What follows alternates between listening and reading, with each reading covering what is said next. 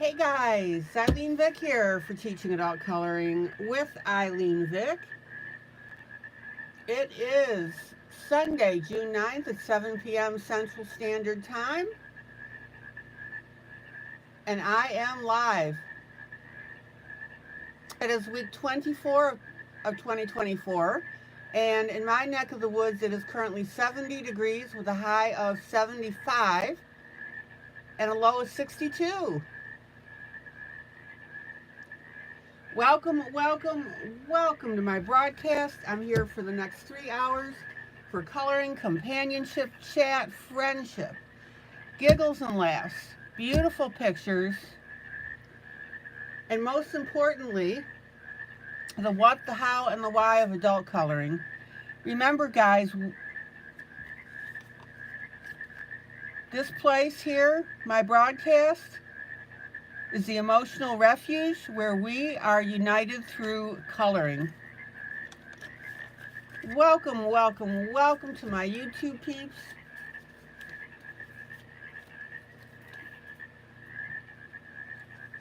Glad to see you guys. So welcome to my YouTube peeps who chat with me. That's always fun. Welcome to my YouTube peeps who watch this broadcast after the fact. And welcome to my Facebook peeps who see this broadcast when I upload it into my group, Teaching Adult Coloring with ILene Vick. All right.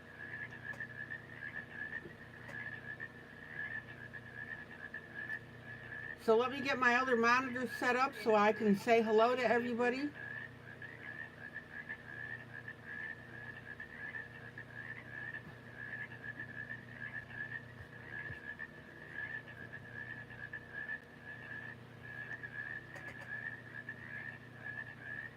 Sandra, welcome. Oh, I'm sorry you're not feeling well. Hello, Kitty. Hello, Thomas. Mamie. Linda. And the three amigos. Uno, dos, tres. Hi, Michelle. Hi, Wally. Amy, hello. Jolly, good to see you. Hey, Darla. Dorothy. All right.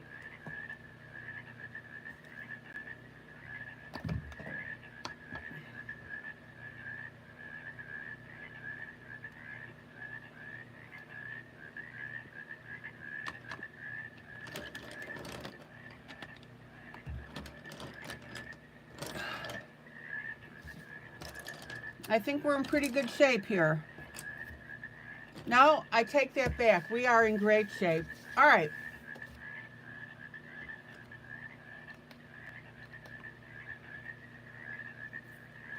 So we've got our two projects here going. I always have two. The first one is a buddy color. I provide that from one of my books.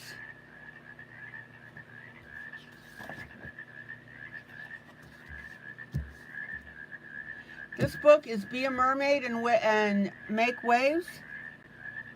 And on this particular page, we have a line art mix with grayscale. And we've been working, as you can see, of course, on our features of our mermaid. I think this is going to be a really pretty piece.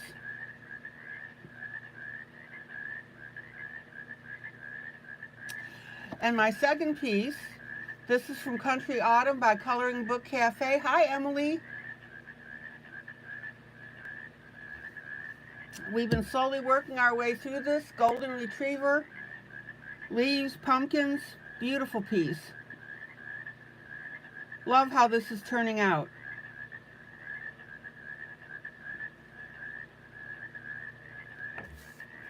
All right.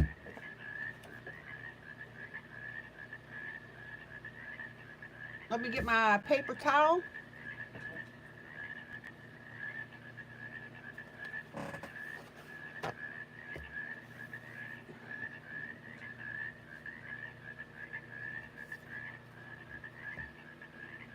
I hope everybody's having a decent day. Tell me real quick, guys, win, lose, or draw.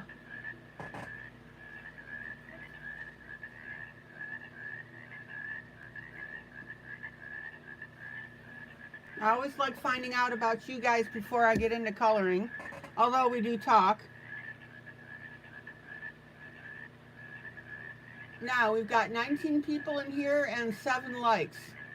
Would you guys please go ahead and hit that like button? Dorothy, draw. Emily, draw. Darla, draw. Mamie, draw. Kitty, win. Our air conditioning is fixed today.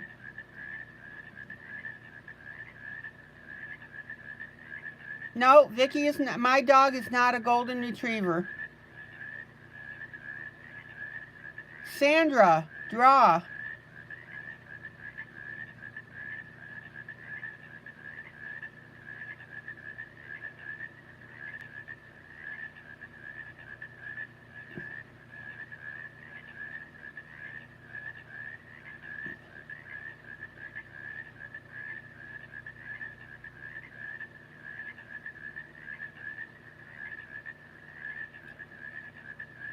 Linda, draw-ish. Getting better, but not quite there yet. Okay, reasonable.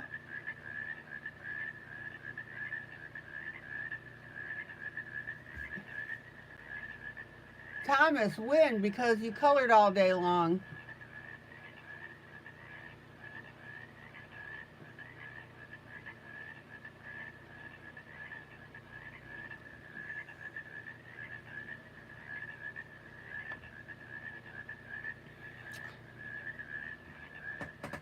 All right. Jolly says, great story about your book. I ordered your new book for my best friend's birthday. Oh! Today, Amazon delivered a surprise, and it was your book. My friend had ordered it for me. Oh, great minds think alike. Oh, that is so funny. And you hadn't even talked about it. Oh, Jolly, isn't it wonderful to have a friend like that?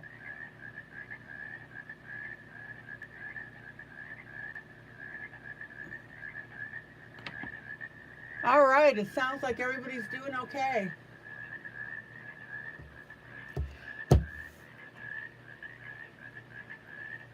Let me get my little scratch pad. That is awesome. It really is. To have that be the same book. Sandra, yours is supposed to be here tomorrow. So is mine. Don't forget, I'm going to be doing a flip through of it.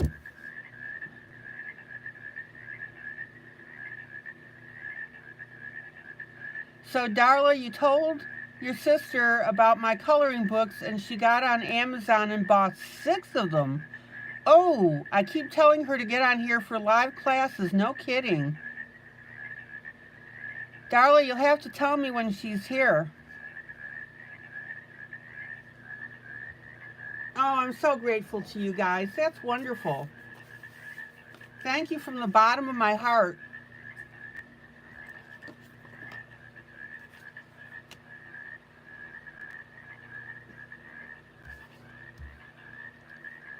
Okay. Now, I have a question for you guys. On Mondays, I've been posting Monday truths, little sayings. Do you guys want me to continue to do that?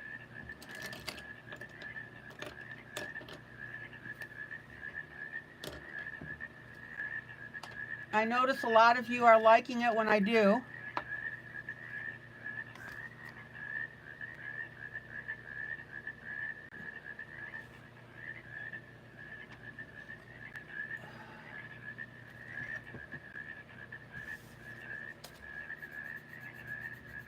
I enjoy doing that for you.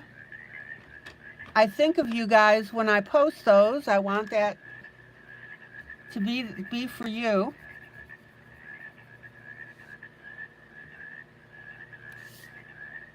Oh, Emily, you like the dark color. Gotcha.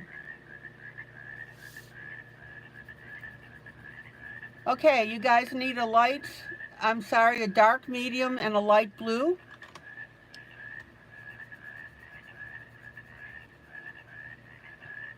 So when I post those Monday truths, does it encourage you guys? Whoops.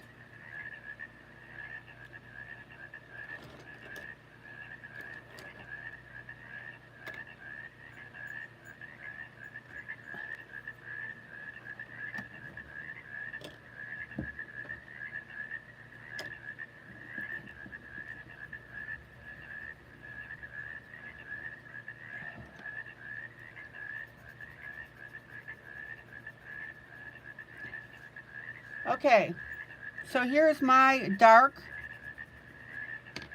my medium,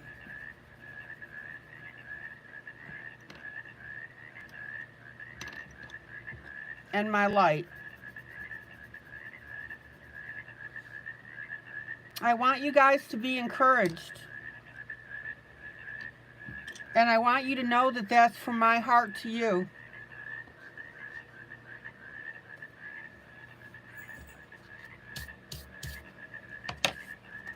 Okay, so we have an area in here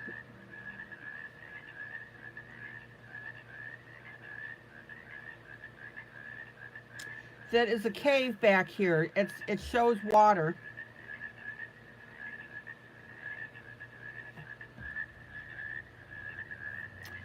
So I'm going to get my light blue and we'll start coloring that in.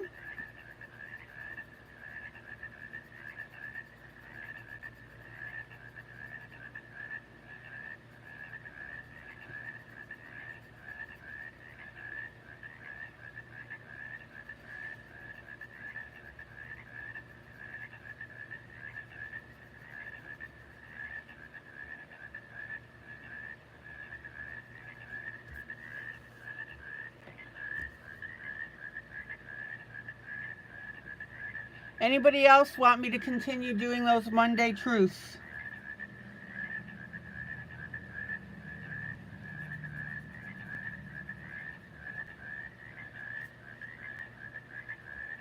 If you're neutral about it, that's fine.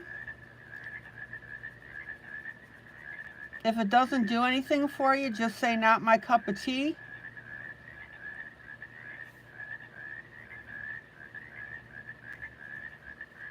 Okay, so there's my light.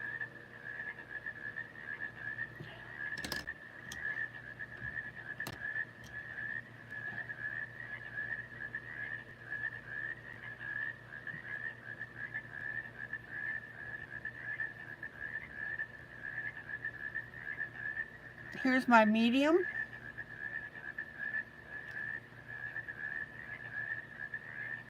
Jolly, how has the layering been going with your pencils since we've talked about it? Darla, you like them? Okay. Hi, Julie.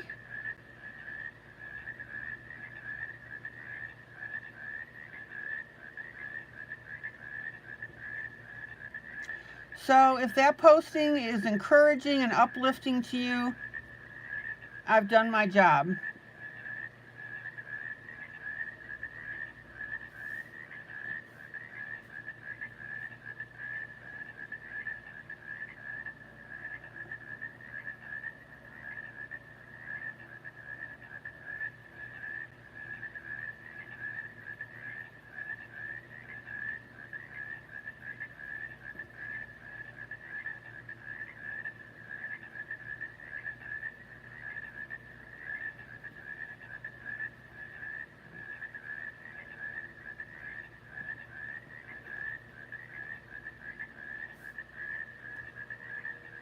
Okay, here's my medium.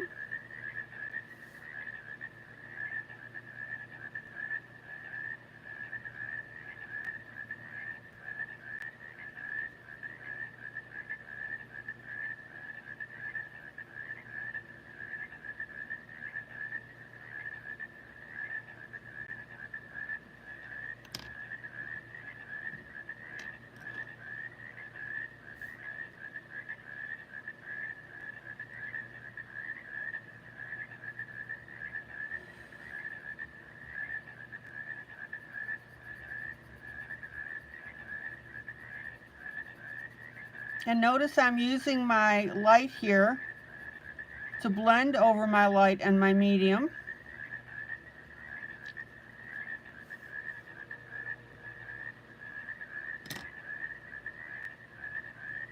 And then we've got our dark area.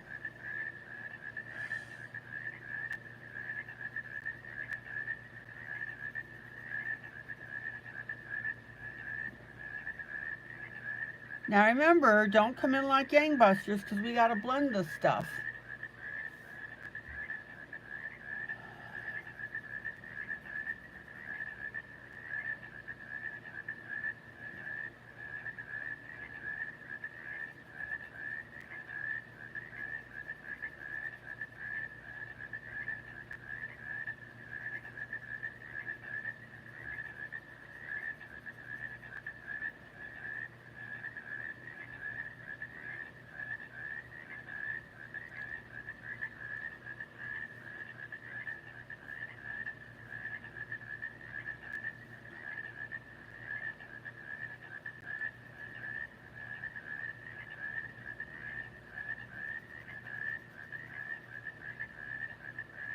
Take your time.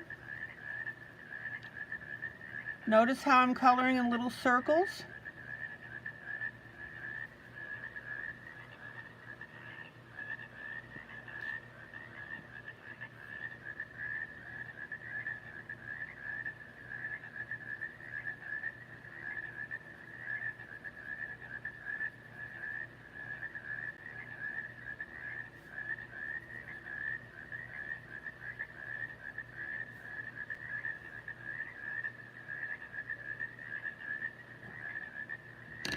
All right, back with my medium.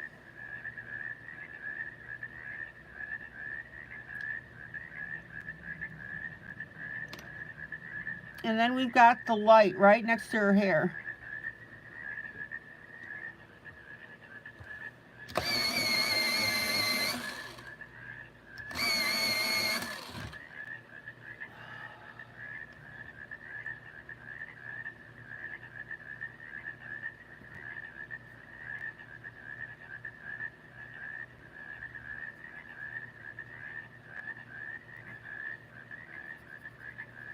And then,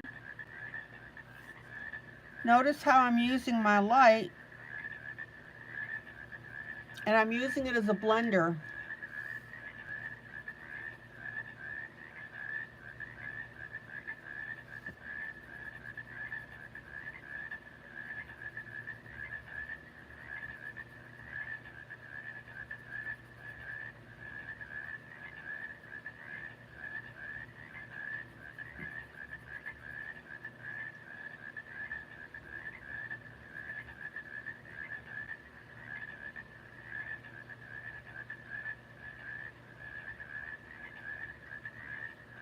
Check it out.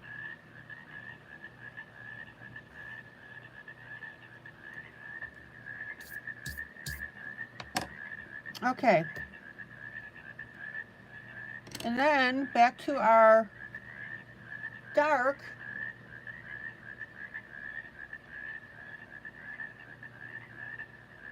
Yeah, it'll come back, Darla. It does that once in a while. Thank you for the heads up.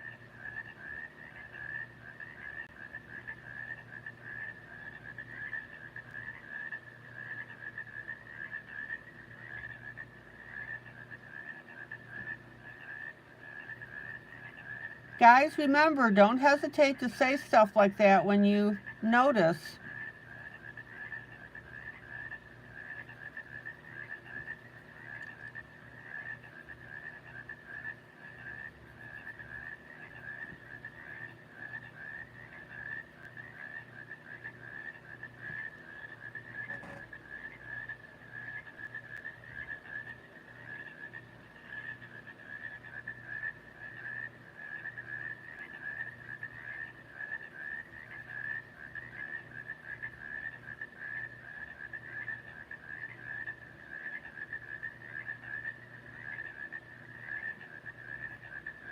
All right, and let me zip this here with a little bit of eraser.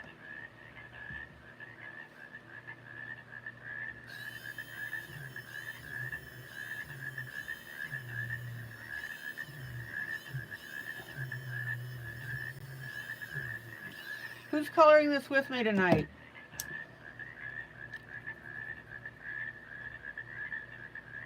Kitty, you watched an hour of Jesus of Nazareth last night?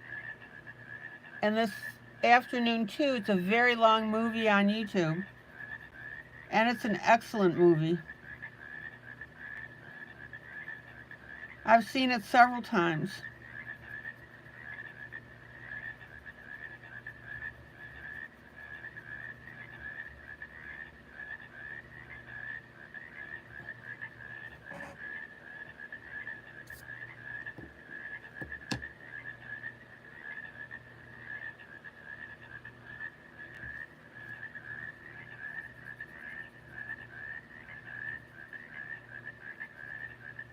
Now, I will say this again, don't rush your coloring.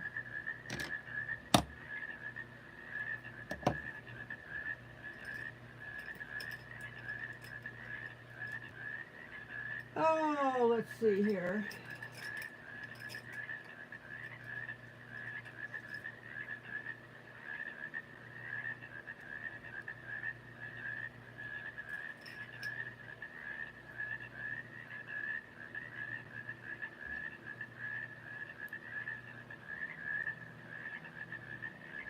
Emily, you're just washing tonight? Okay.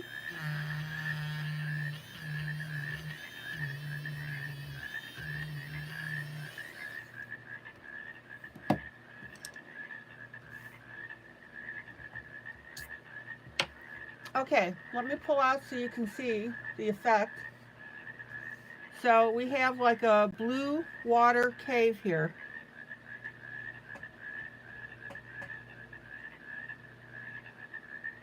Now, somebody may look at this picture, even, before it's colored, and be intimidated by it.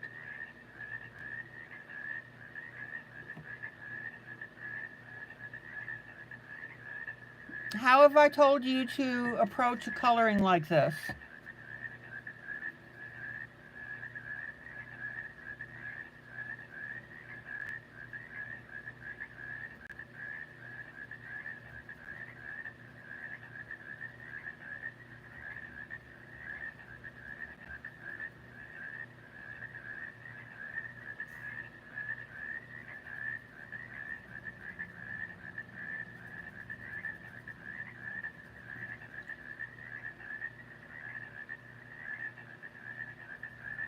Okay, Emily, thank you.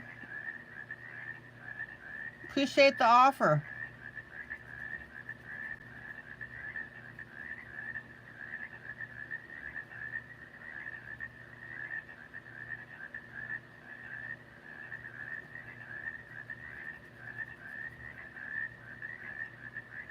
How do we approach a picture like this, guys?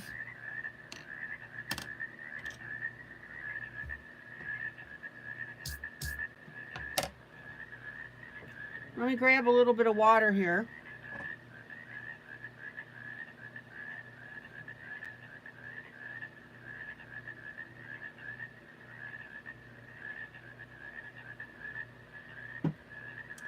And the hint is what?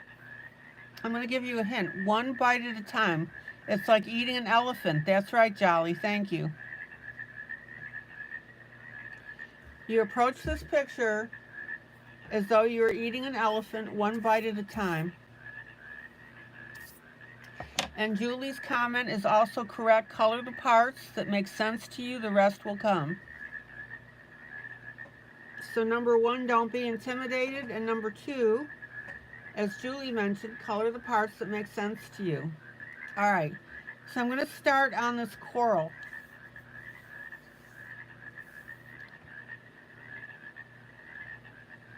And we've got quite a bit of it.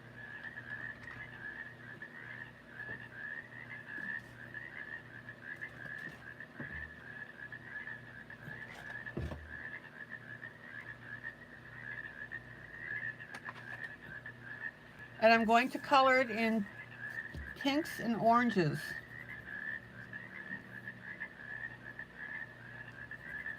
And that is absolutely hysterical. I picked up an Arteza pencil. Look at the name of it. If that isn't fortuitous, I don't know what is. I love it. I love it. We are a blessed group, aren't we?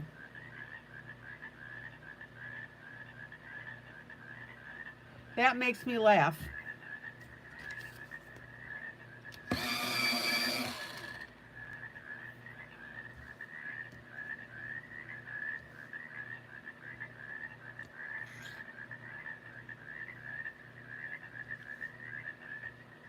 Now, this area right here, I'm going to leave undone for a moment.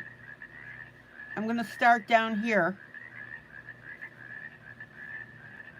And the reason that I'm doing that is I'm deciding what's coral and what's plant.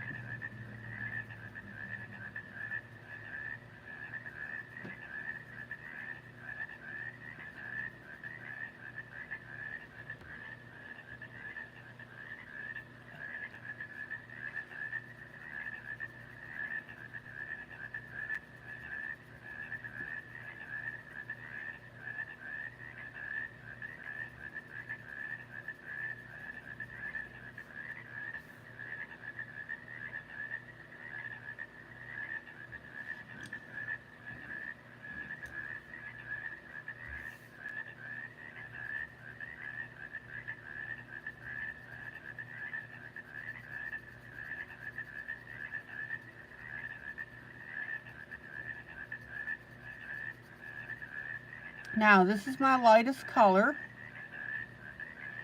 and we'll come back and we'll what? Shade it and shadow it.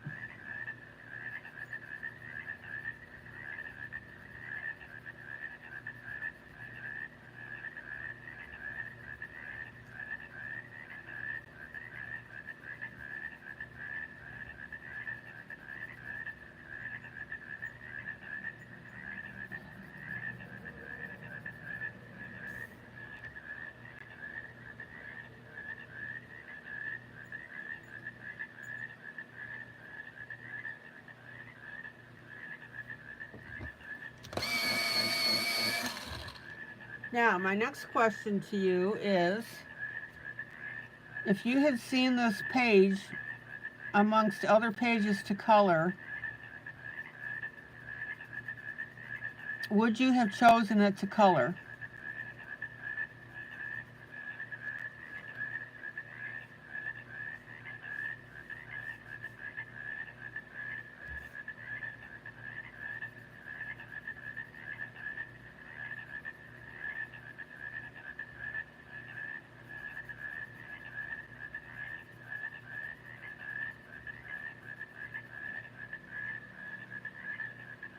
Dolly says no.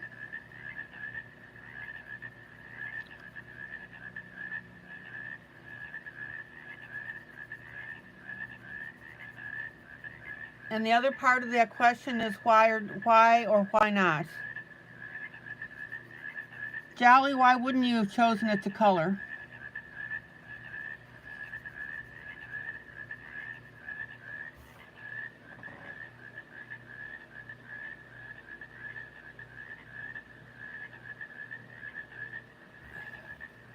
Sandra says no. Linda says no. Yep.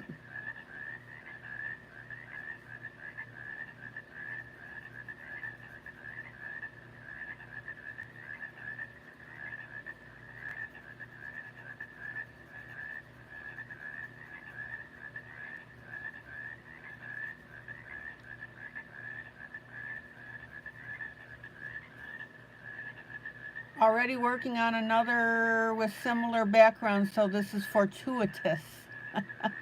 Hi, Stephanie. Thomas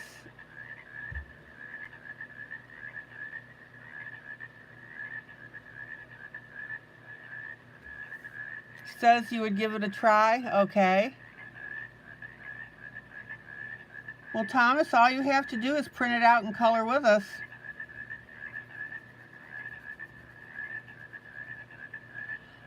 Linda, grayscale and regular aren't your cup of tea. Looks misplaced. Okay. Sandra likes to color mostly faces and children.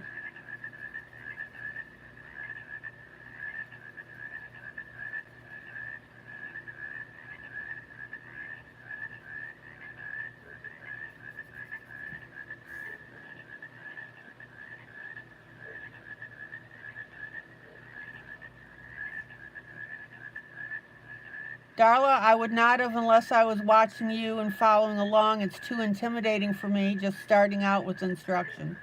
Okay.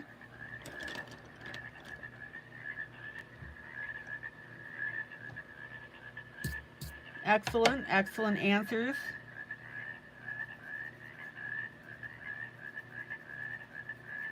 Now, you guys know that I give you pieces to stretch you.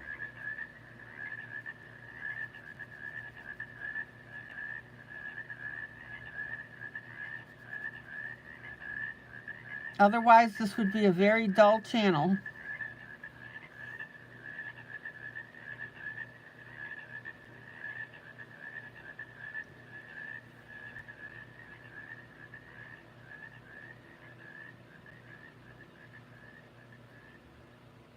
Stephanie says, I'm game for anything to learn. Excellent. I hated the politician one, but did it anyway. Ah.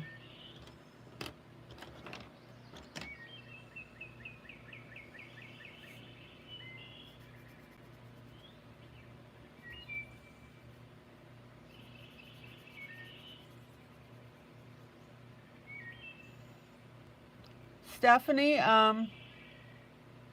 after you finished The Politician, did you warm up to it or do you still hate it?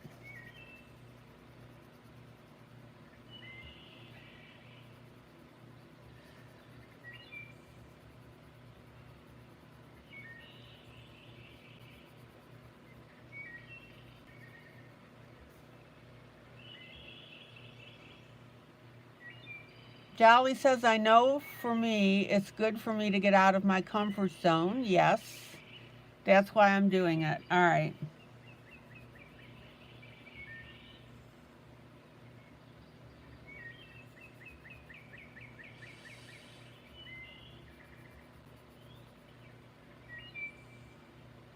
Now, take your time. Jolly, you can see how many times, well, you really shouldn't be counting. Oh, still hate it, not the subject you prefer to color. Gotcha. Well, Stephanie, I'm really glad that you went outside your comfort zone and did it anyway.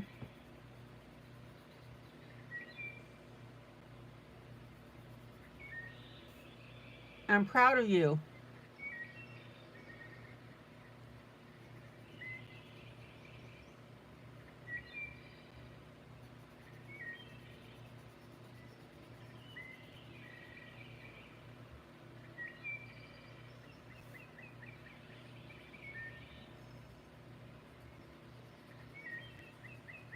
And if you remember about that politician page, we did several skin colors. So it was a really good piece for learning how to color skin.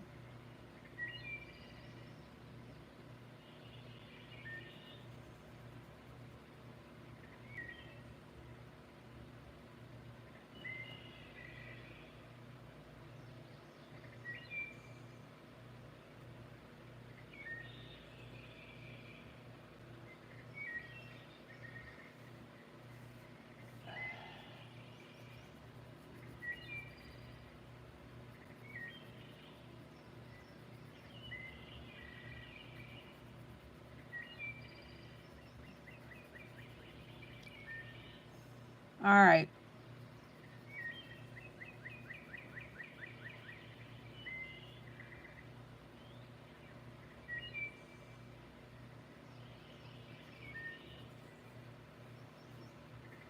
Oh, let's see here.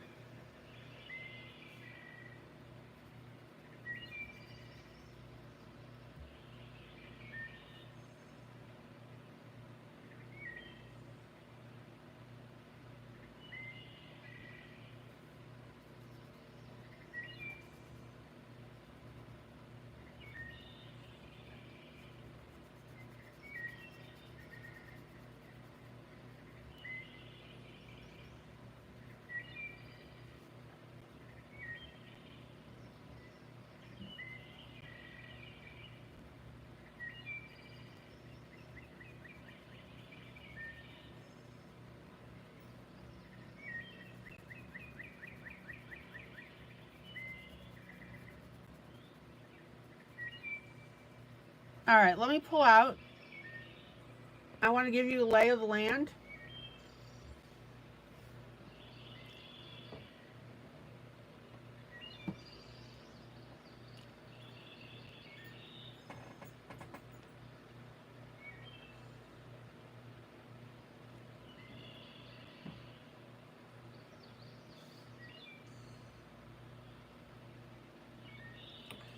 Stephanie, you want to get better at realistic animal fur. Okay.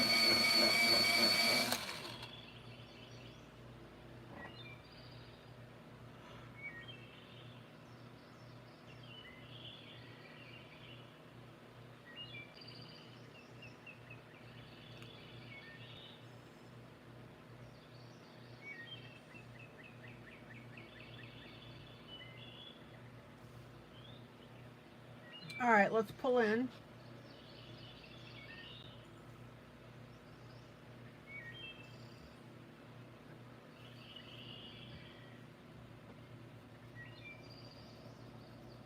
Now remember, this is our base color. It's our lightest color.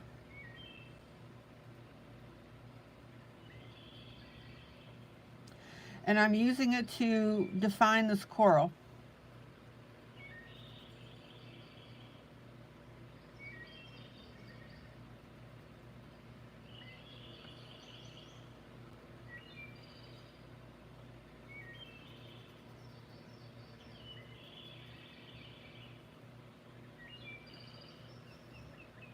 And of course, it always helps when I stay on camera. I don't think you guys are telepathic.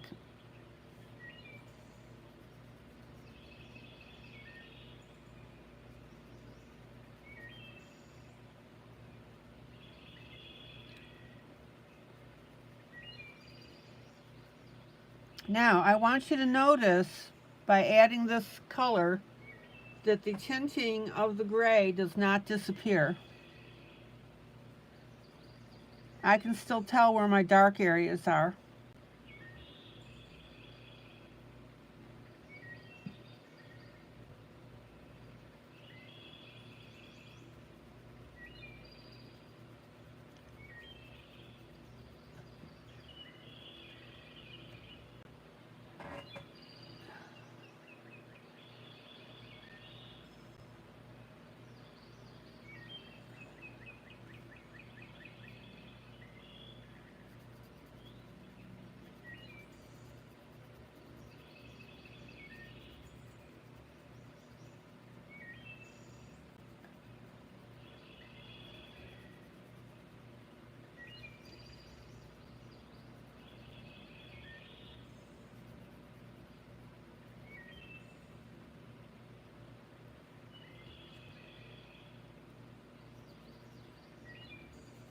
Now, don't forget to turn your pencil.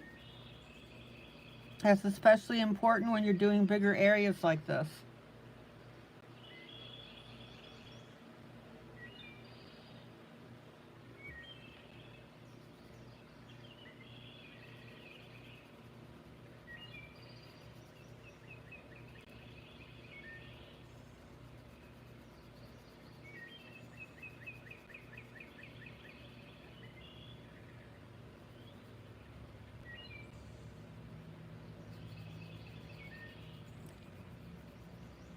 So, am I the only one that's amused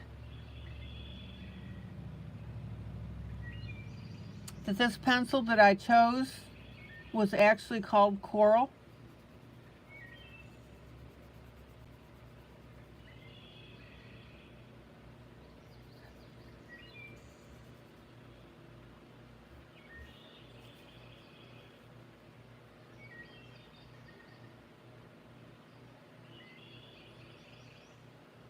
Okay. Now, we've still got more of this coral behind here.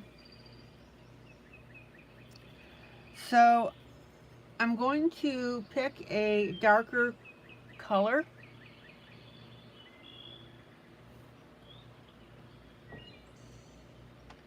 Still in line with coloring my coral.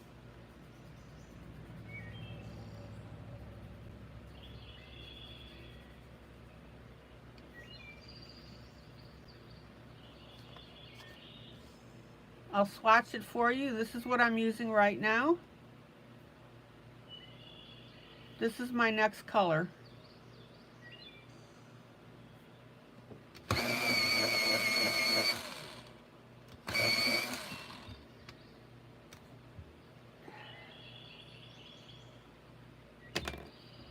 Like I said, I'm too easily amused.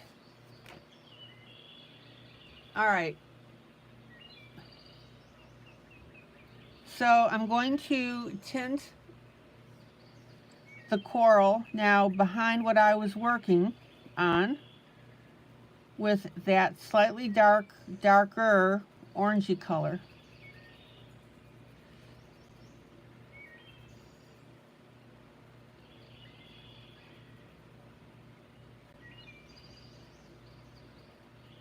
And that's going to help us define what's in the background.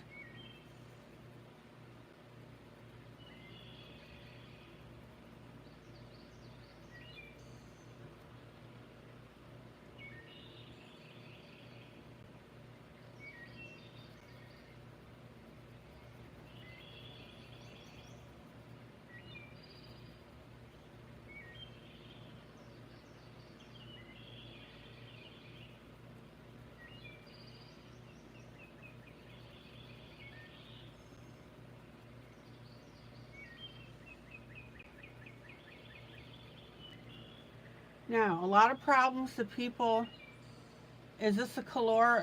No, I'm not sure what it is, actually. It says C075.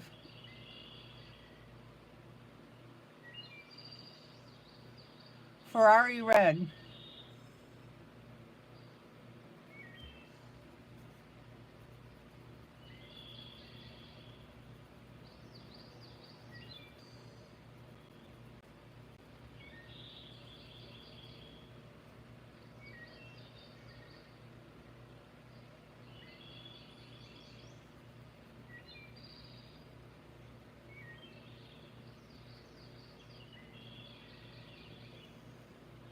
Now, I want you to notice how we're starting to get some really nice dimension here.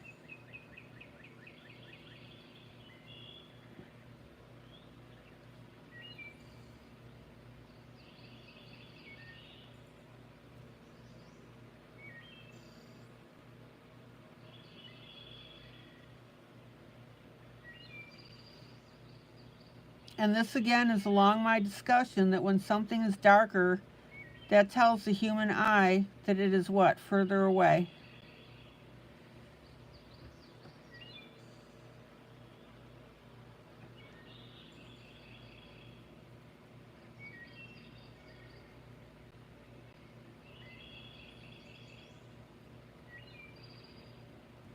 So this is where we start getting into our what? Our depth, dimension, detail.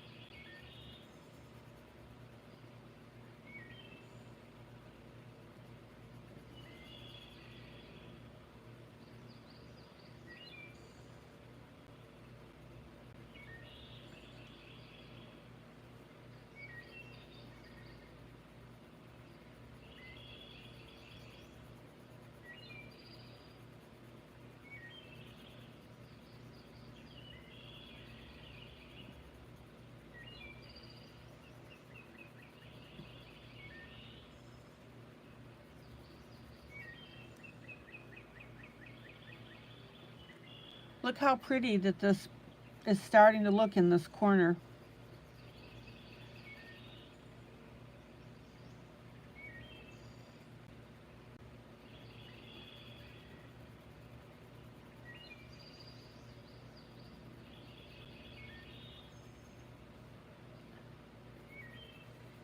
And again, don't forget to turn your pencil when you do that lift.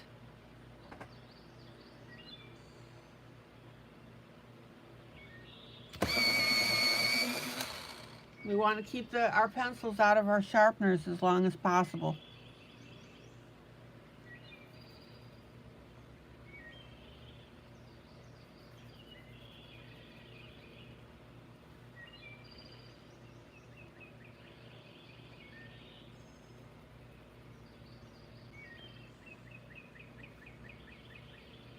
Okay.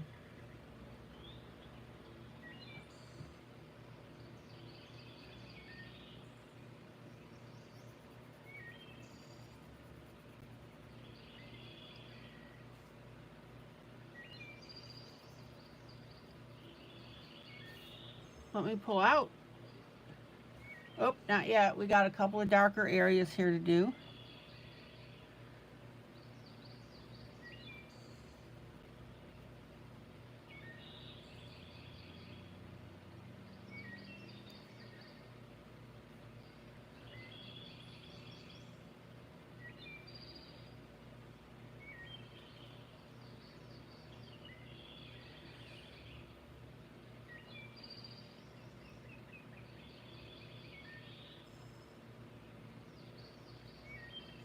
Now, I'm going to come back with my lighter pencil, which is my coral,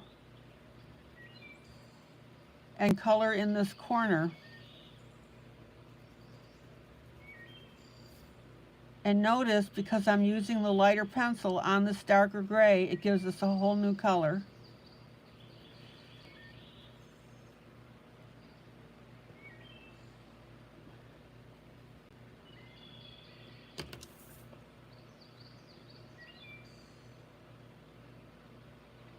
Oh, Stephanie, that's cool. You've been swatching all your colors for so long, you can almost tell the pencil brand from the number and look of the shaft. Yeah.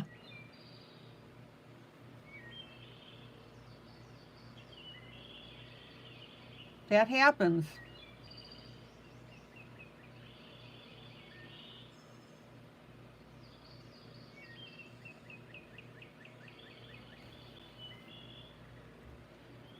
Okay, so here's my lightest pencil that I used earlier, my coral.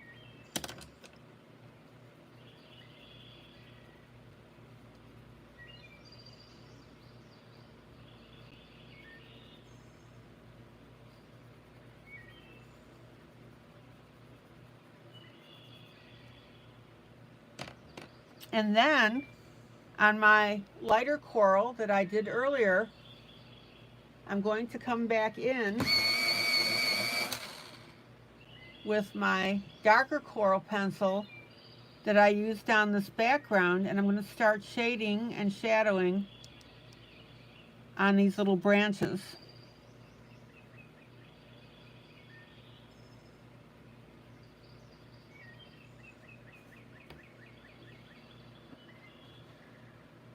And we're going to get a whole new color out of it because we're putting that color on top of this first color, this coral.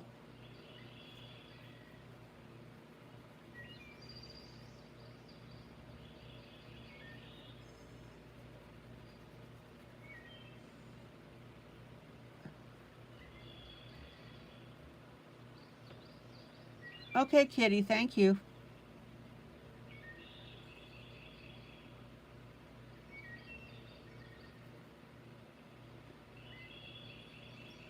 Now notice how I'm just coloring on the side here, on our edge.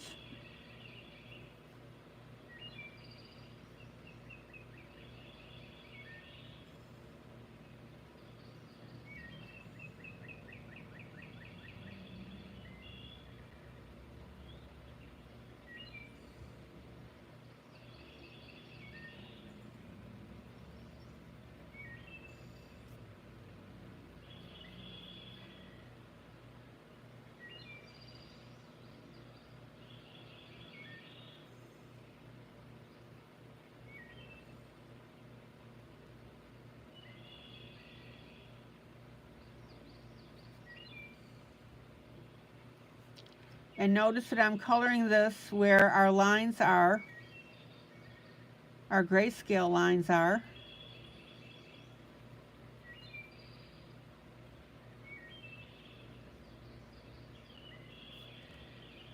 Going to finger blend that a little bit.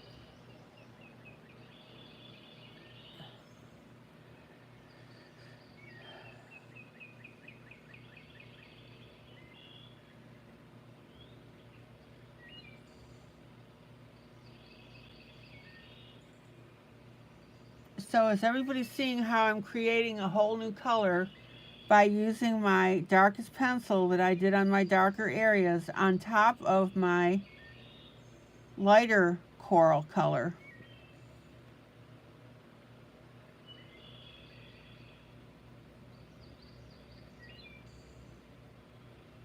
So basically with two pencils I'm getting multiple colors.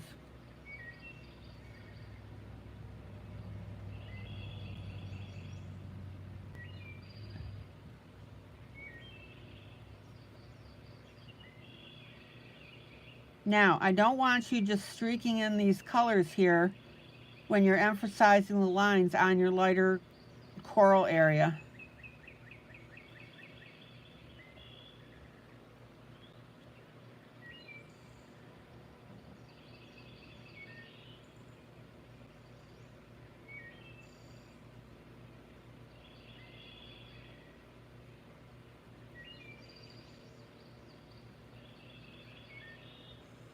You want to color in your color, not streak it in.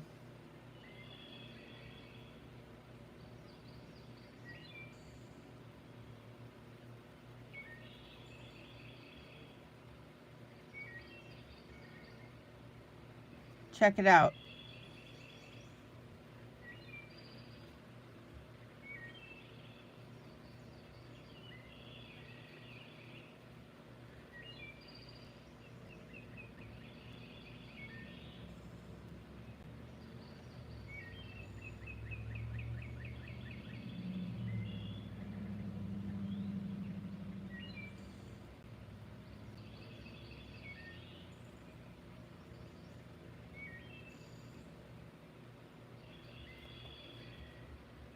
Now let me pull out.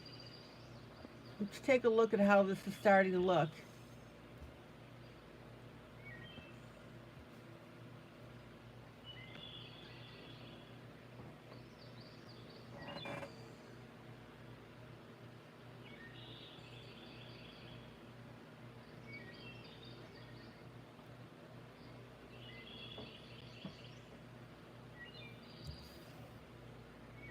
Isn't that cool looking?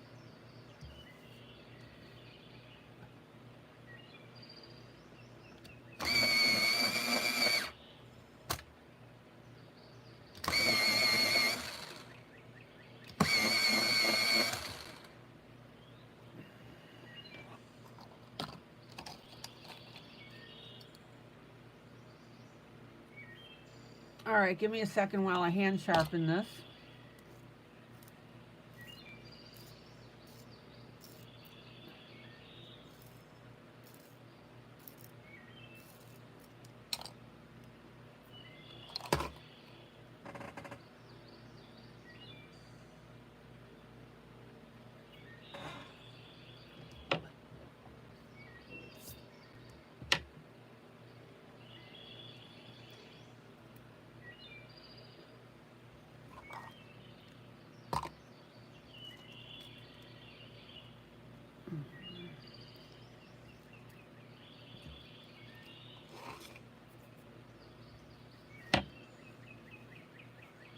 Okay, back to my lightest coral color with my darker color.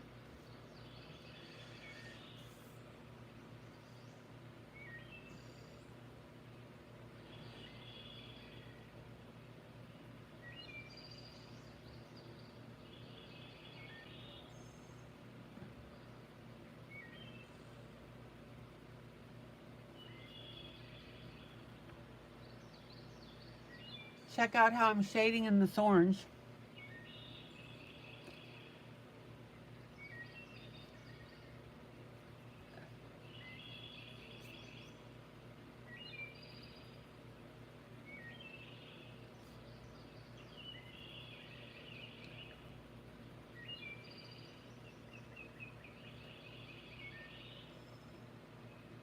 Miss Sandra, good night.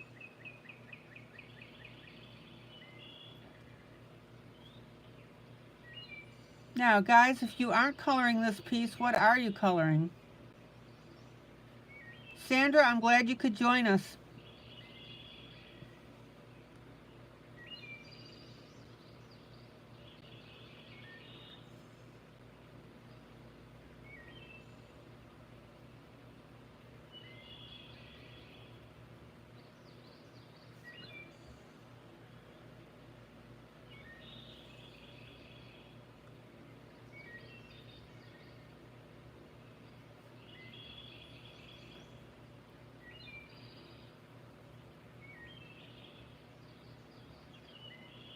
Now, remember how I've always told you when we were coloring trees that when you have a branch like this, you want to color the crotch of the branch a little bit of darker color.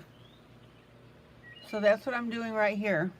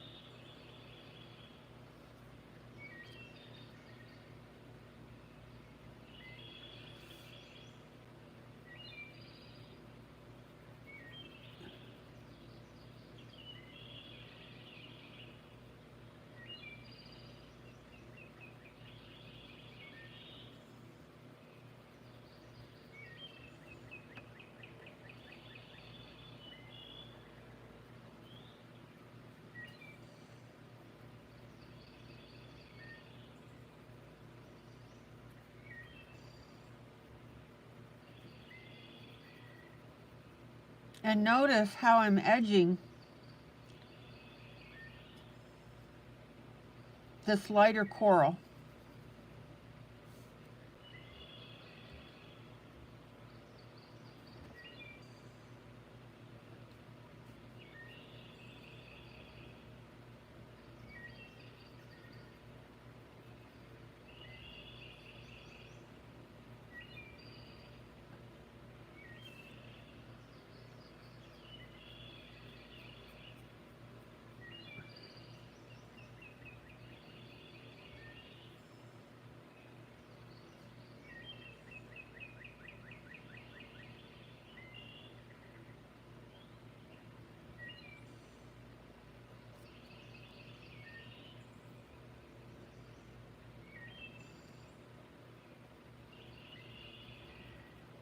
And also remember how I told you that once you basically get done putting in your light, medium, and dark colors, that this is where you can start to tweak it and shade and shadow it some more.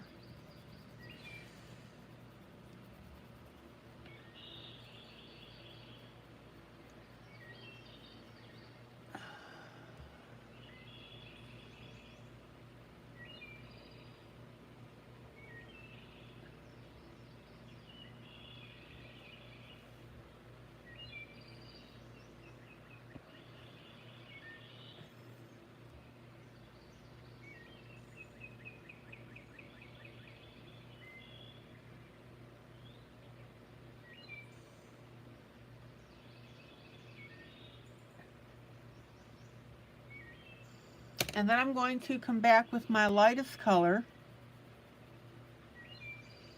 and I'm going to blend in these lines that I'm putting on my coral.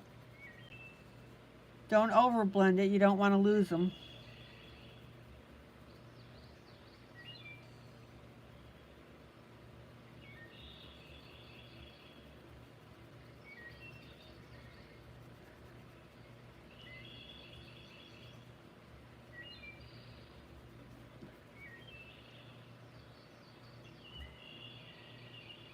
Hello, my Linda. Thumb number 15. My Linda, did you get your package?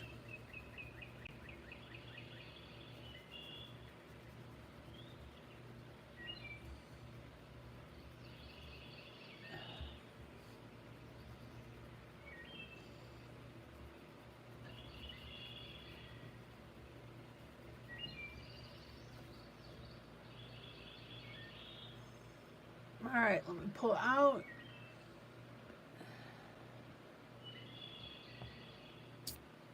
Not yet. Oh, okay.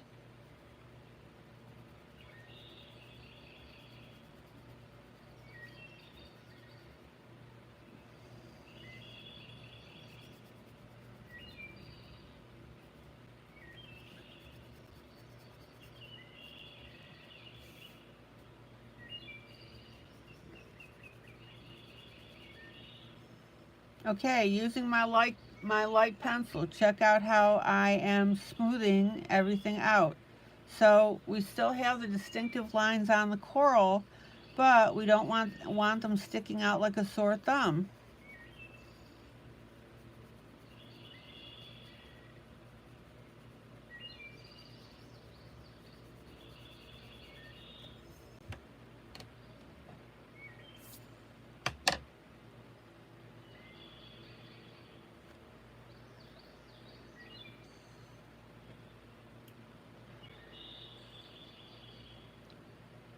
Okay.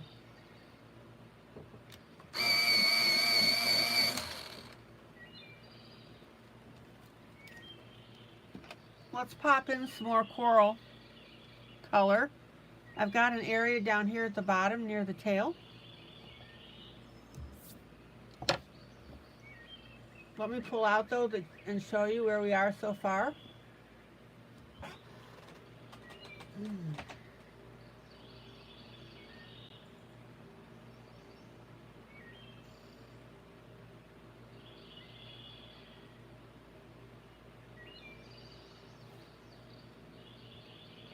So I've got a question for you guys.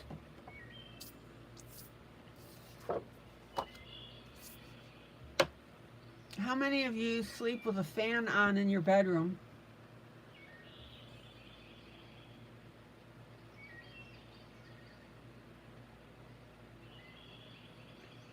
I've got a really nice tower fan that I use and I absolutely love it.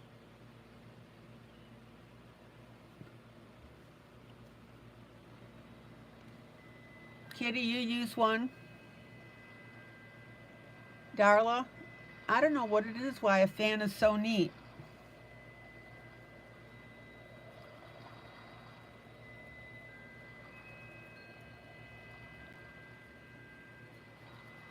Anybody else?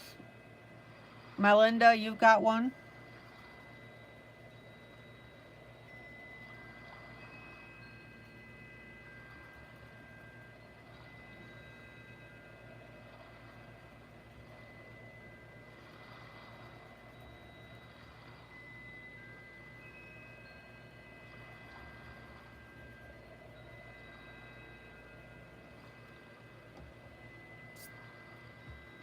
You like, Melinda, you like the sound and the air moving. Exactly.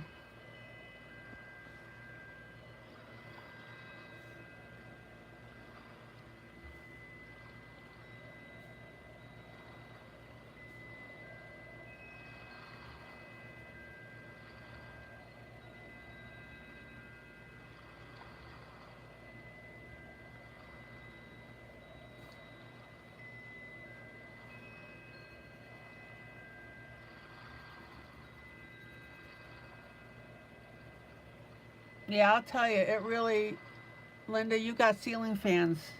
Yeah.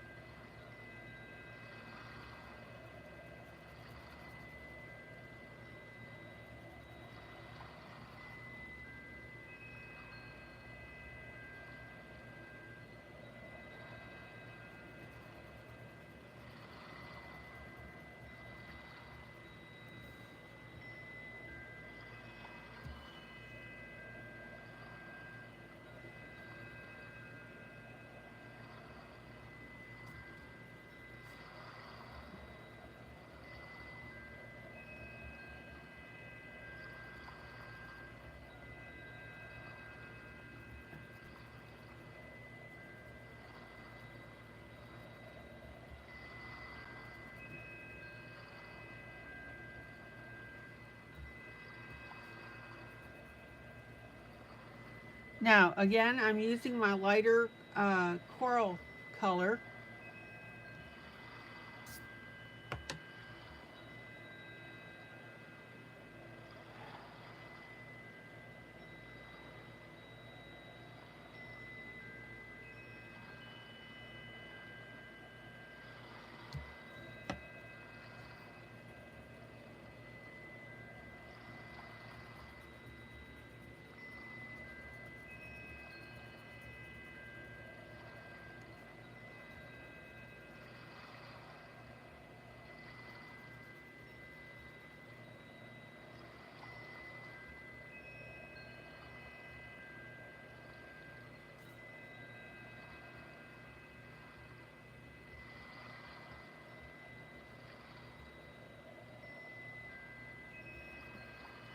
Now, I think that you can see how this is starting to come together.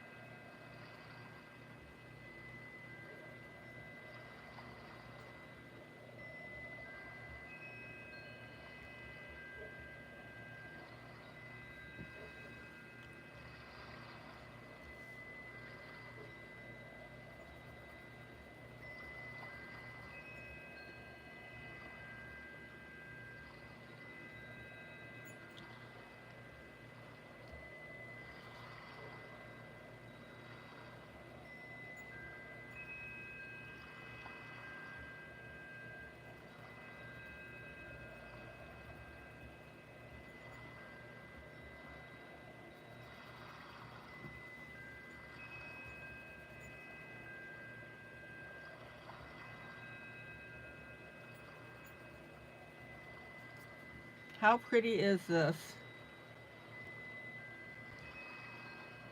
And again, I'll pull out in a second so you can see.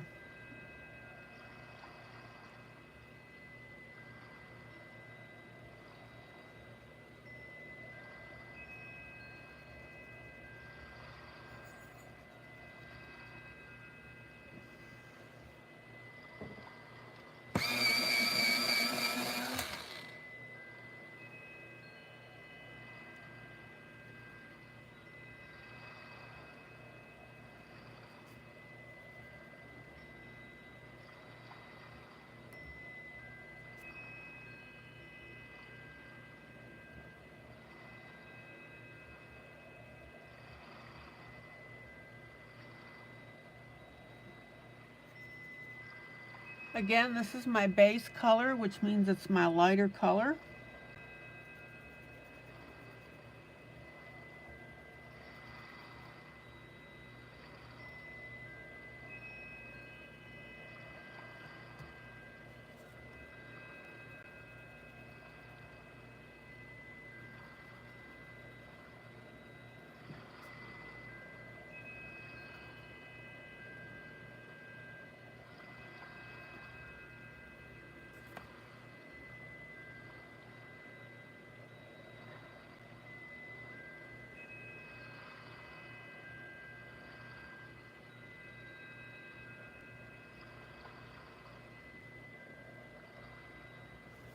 All right.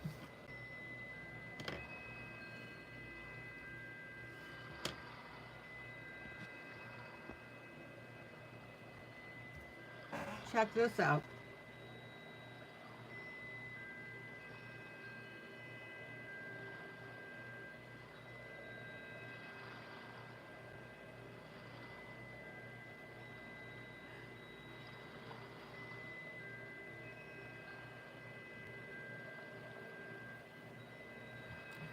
Now, for the moment, I'm just going to leave my lightest color on here. I'll come back and detail that later.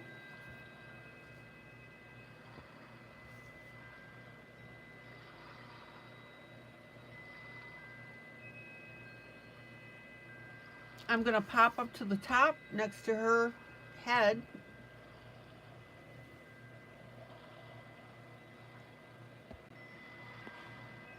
And I'm going to put my base color in, or my tinting color in. And that's going to define where my coral is up here.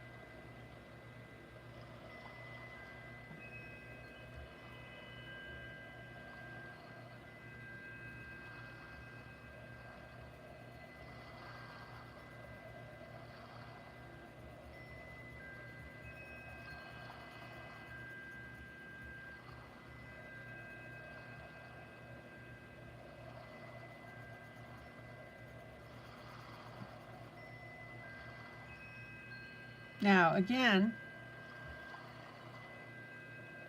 be sure to turn your pencil. Again, notice how I'm doing little circles on this larger open area.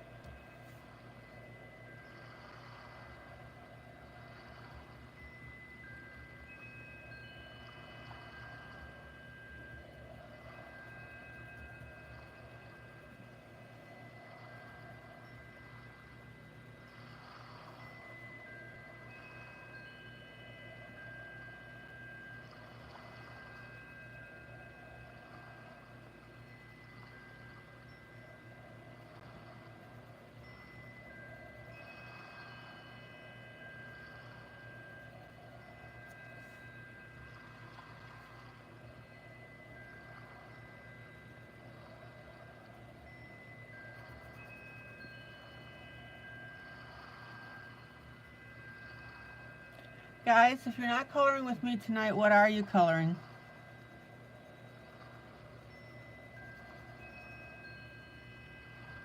Or are you just sitting back and relaxing and watching?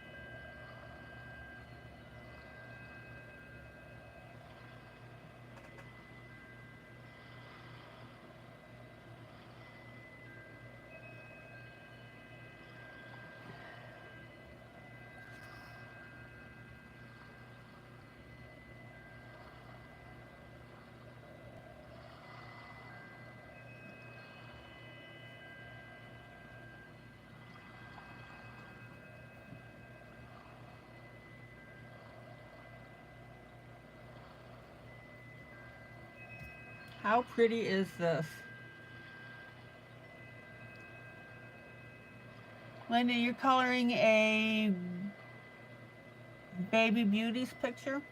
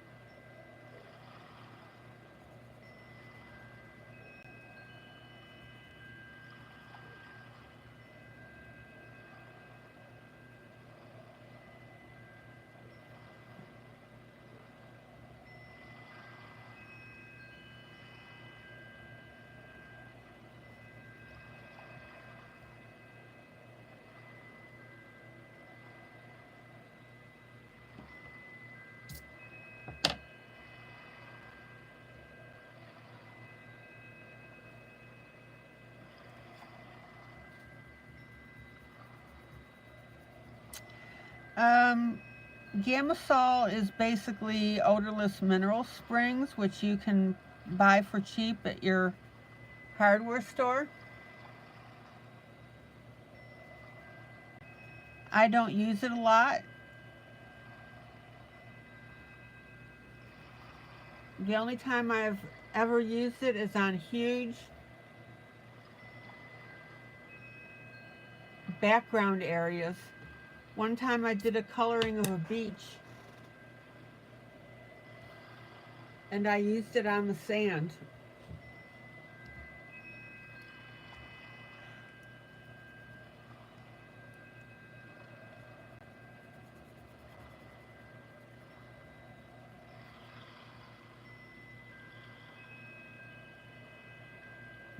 Anybody else use Gamasol or odorless mineral springs?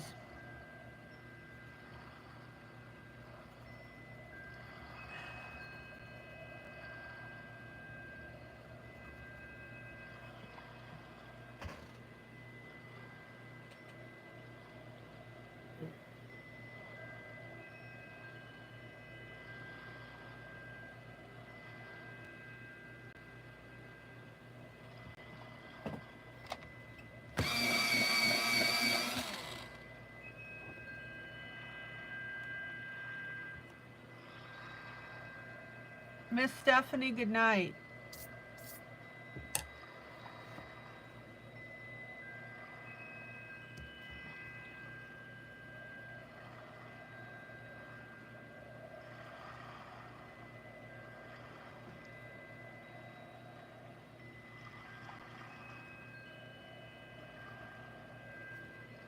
I don't know, I make it so relaxing in here.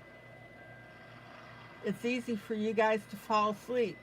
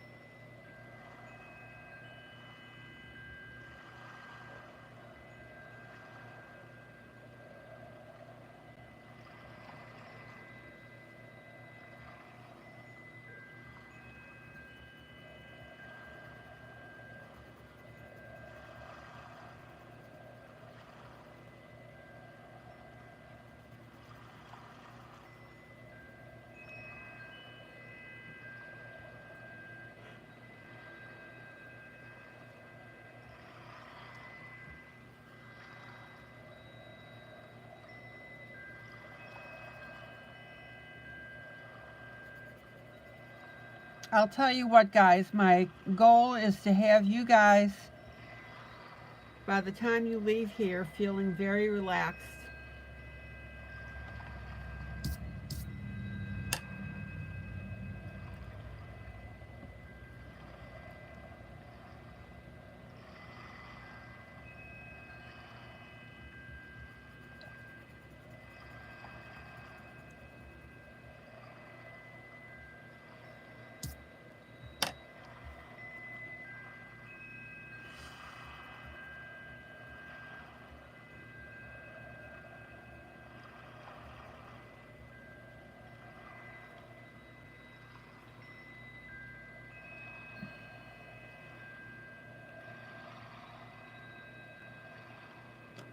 So, Jolly, to answer your question on Gamasol, yeah, it's there for people to use. It's a chemical meant for blending.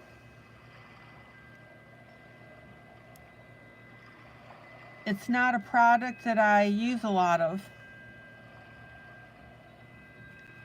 Again, it's odorless.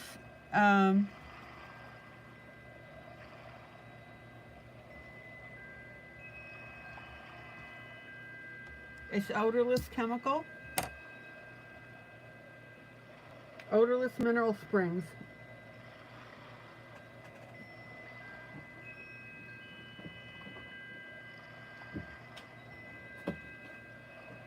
Or mineral spirits, excuse me. Let me show you the can that I purchased at my hardware store.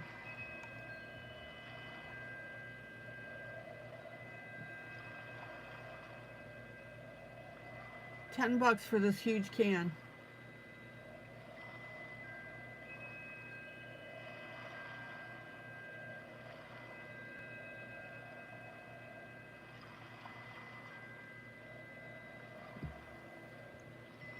All right.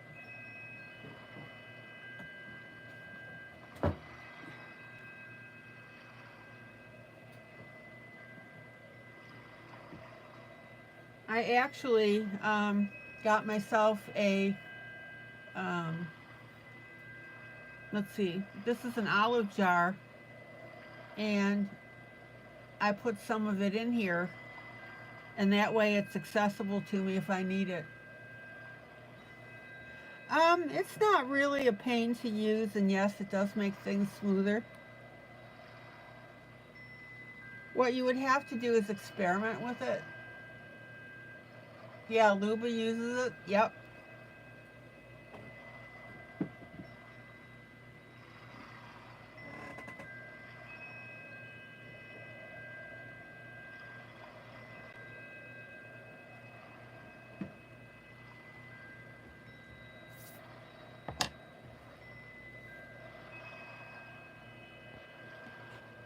I love listening to her videos.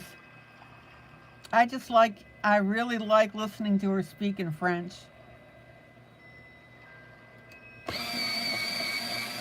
Okay, Thomas.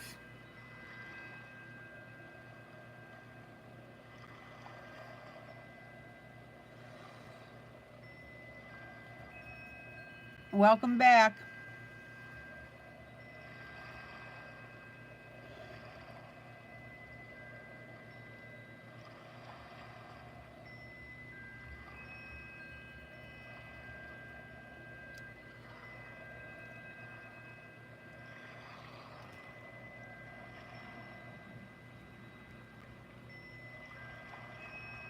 I would suggest, Jolly, that you watch Luba's broadcast.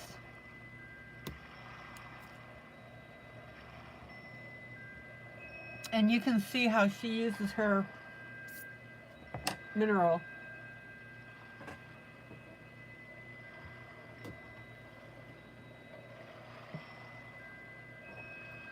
I'm sorry I didn't finish the sentence. Mineral spirits.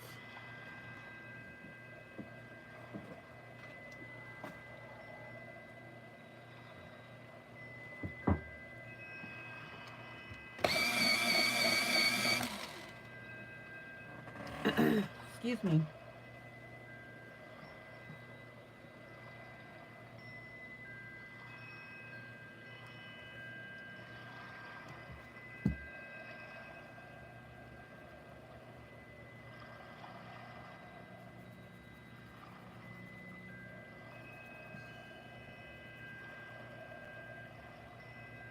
Now remember, I haven't used my darker color yet.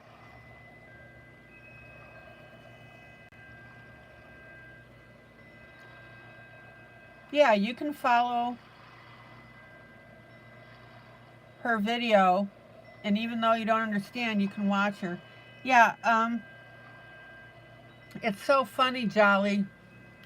She was watching one of my broadcasts one time, and I showed her while I was demonstrating how to do a background with eyeshadow, and she goes, "Oh my gosh, never thought of it."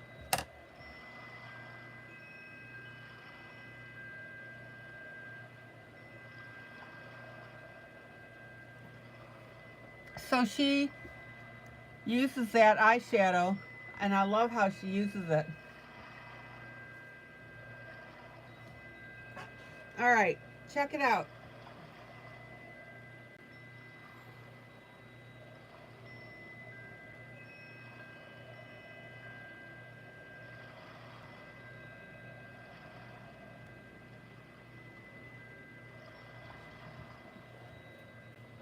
Okay, there we go. Thomas, I've already said hello to you. Please don't ask other people if I know that you're back.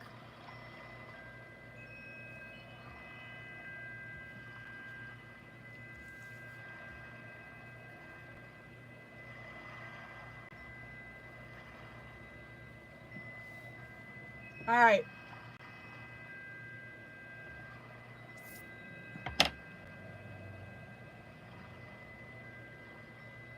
My Linda, what's the oops sorry for? Oh, no problem.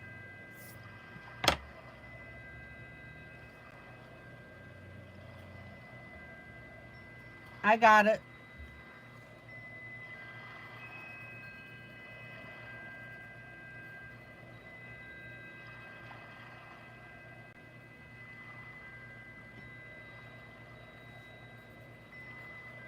All right, what do you guys think so far of this picture?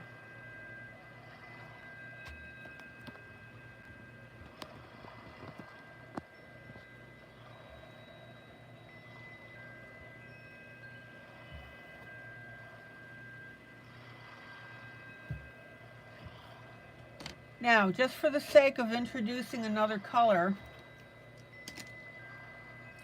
now, first of all, I'm going to refrain from using a lot of blue because we've got this blue area here that indicates the water and the opening.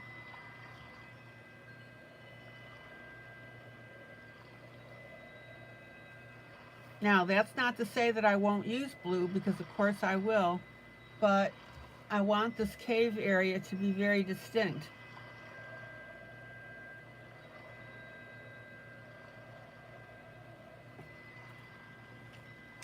So I'm going to pull out some purple.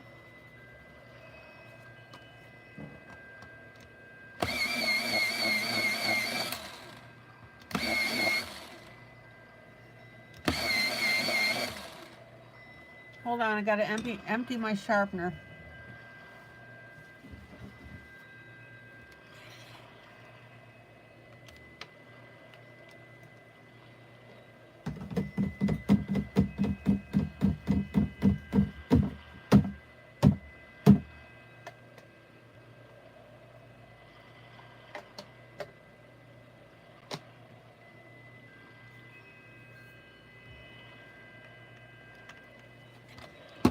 Okay, let's try this again.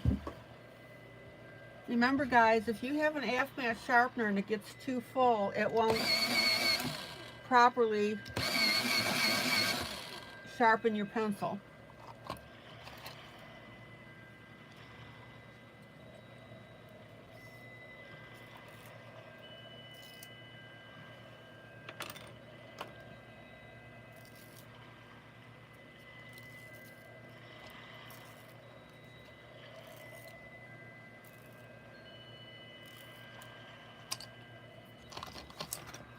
Okay, so I'm going to start to use other colors. I'm getting a little tired of the orange at the moment, of using just the orange.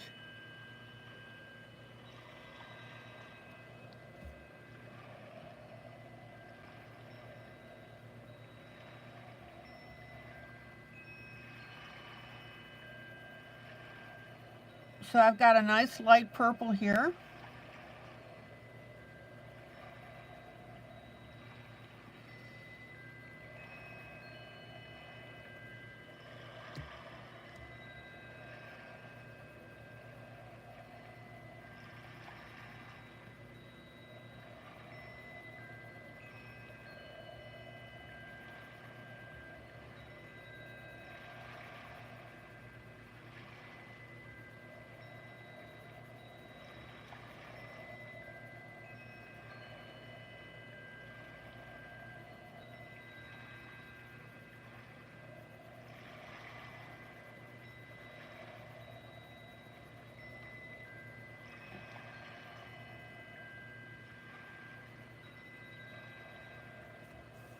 And then I'm going to come in with a medium purple.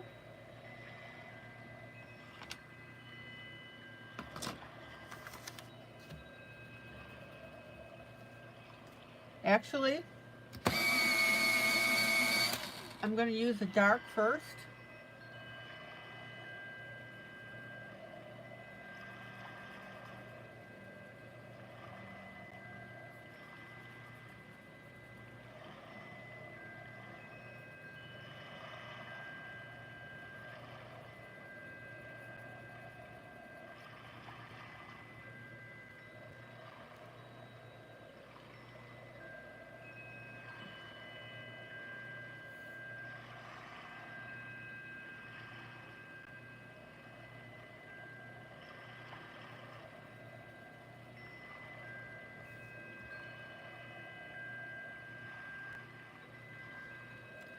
And then I'm going to come in with a medium purple.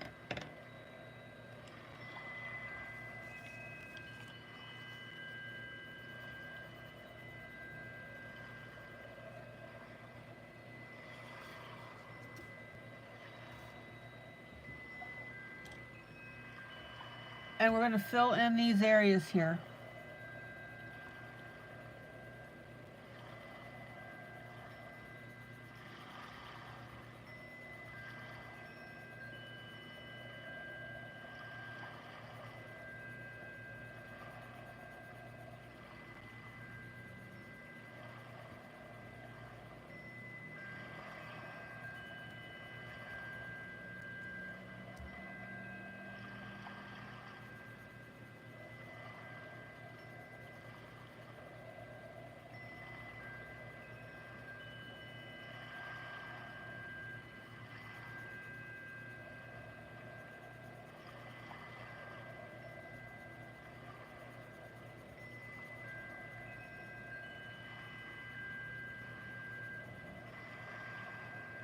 All right, let's go back to the light.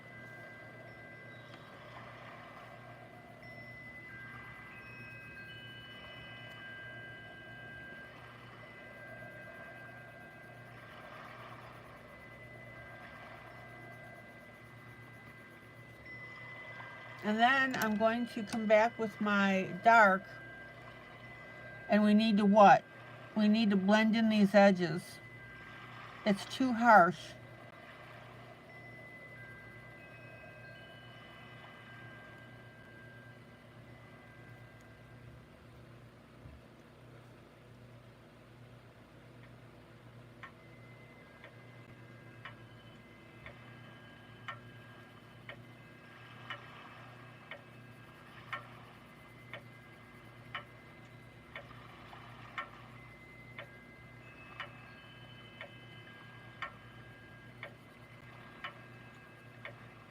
Check it out.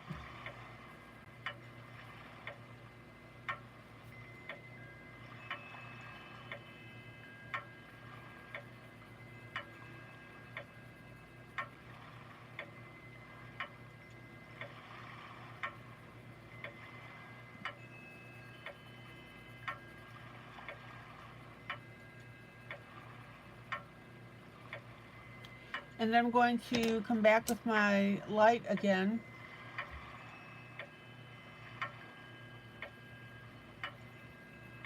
Thomas Wally is Linda's husband.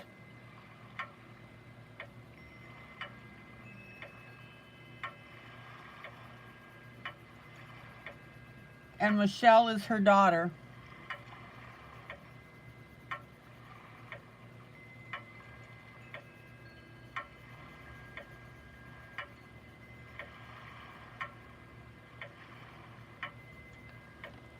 How pretty is that?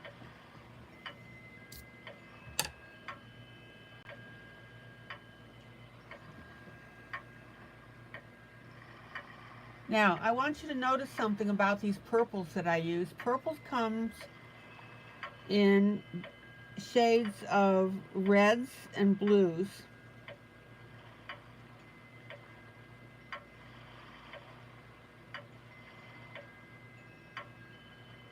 And normally I don't mix them, but I wanted to have a unique color combination.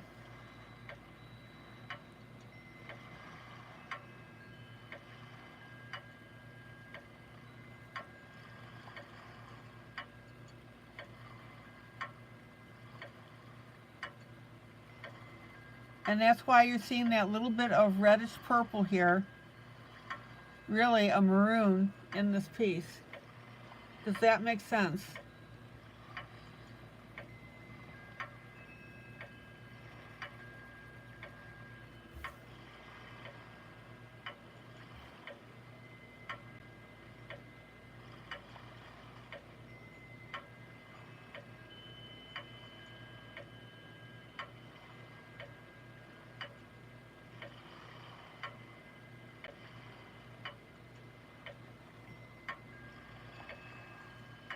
Now, I want to introduce some more purple here. I'm going to go on the right-hand side. I'm on the right. Let me pull out so you can get oriented. Right here on this piece.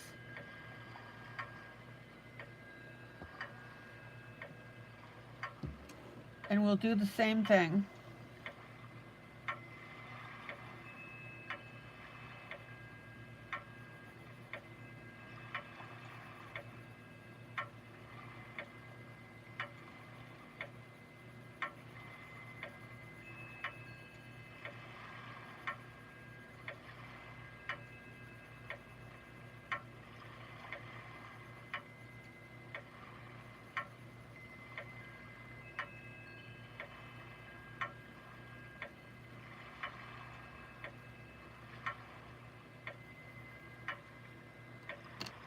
Then my medium, which is my reddish purple, or maroon actually.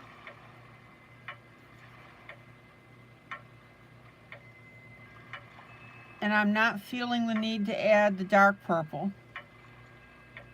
And that happens sometimes.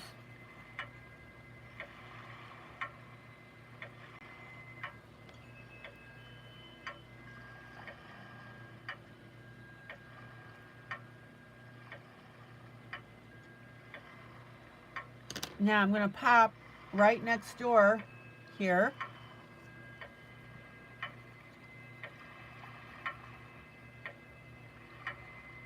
No problems, Thomas.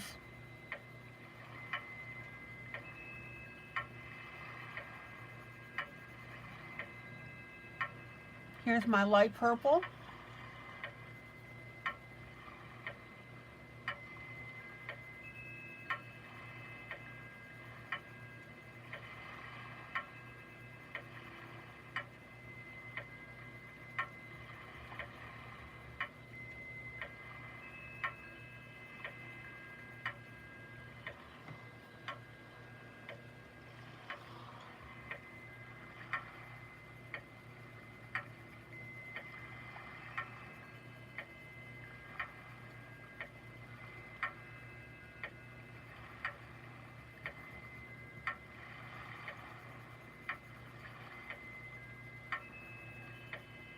Isn't that pretty?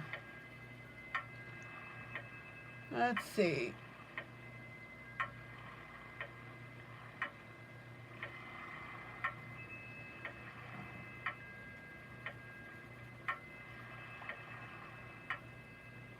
Then my medium purple, which is my reddish color.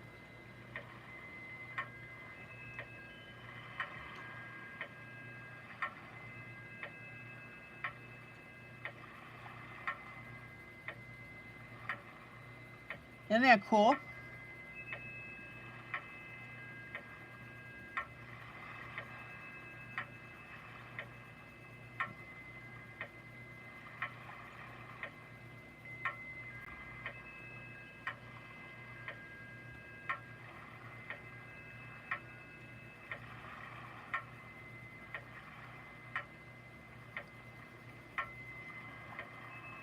And then very, very lightly, because it's so dark, my dark purple. Barely touching the paper with this. This one also happens to be a Prisma.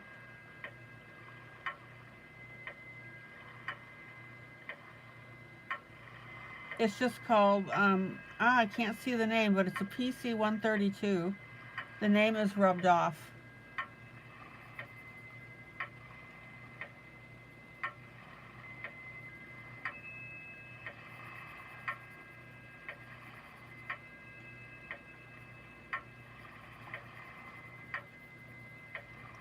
But I want you to notice that by adding this darker purple now, let me come back with my light color here and blend.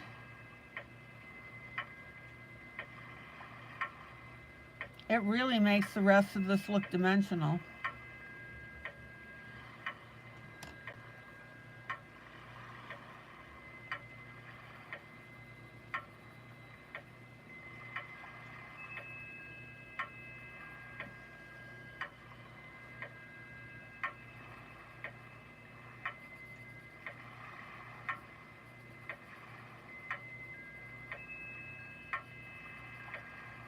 Now again, we've got to be very, very light with it.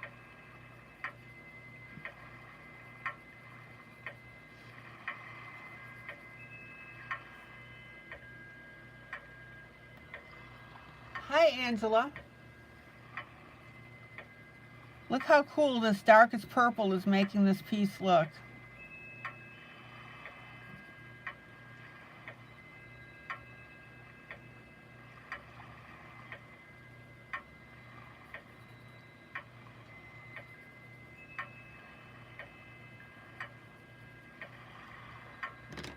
And then I'm going to take my light purple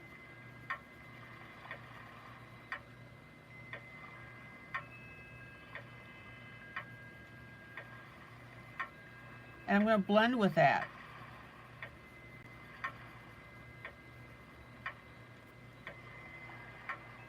Now I'm going to run my purple up a little bit higher. Oh, PC 132, thank you. Stephanie, that's perfect. The name is rubbed off on my pencil.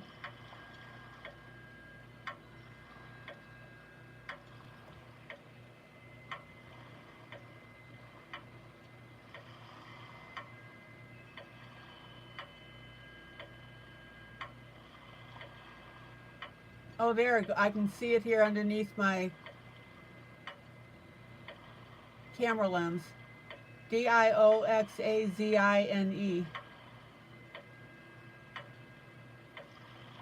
Thanks again, Stephanie.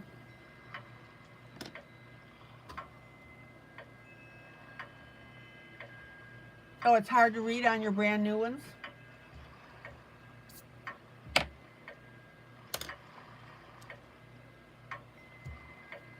All right. Let's take this purple up just a little further. I'm going to come in with my light purple just to establish my base.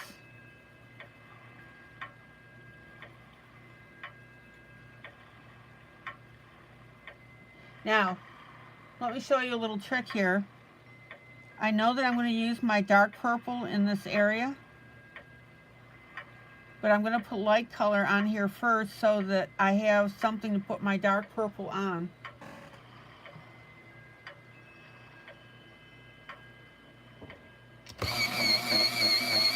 And that way it'll blend a little easier.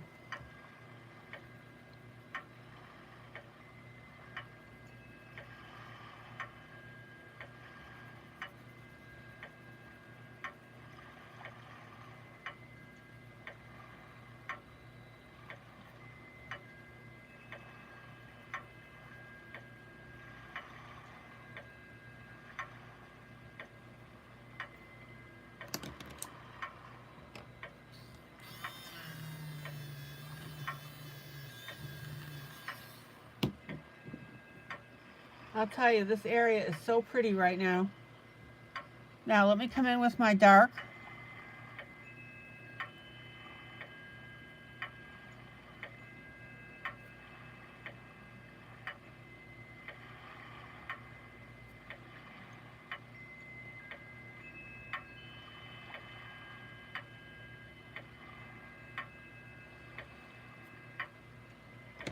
Let me pull out so you can see. Isn't that pretty?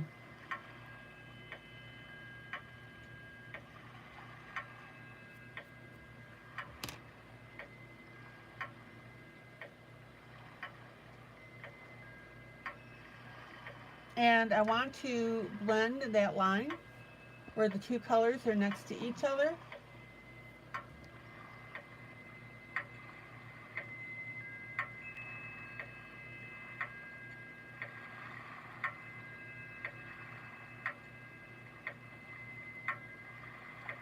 Well, Thomas, you can always write down people's names and who their spouses are. See how I'm obliterating that line between the two colors?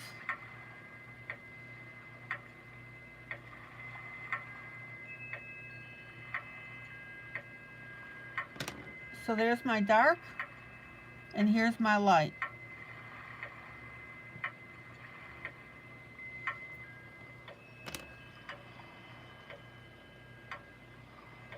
Now, I don't know about you, but this purple area, look how gorgeous that looks, and rich.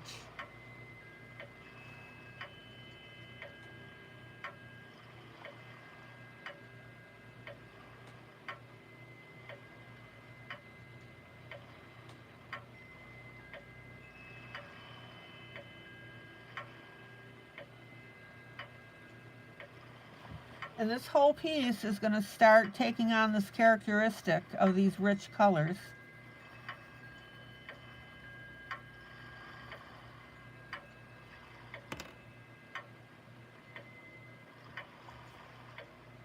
Let me pull out. Isn't that beautiful?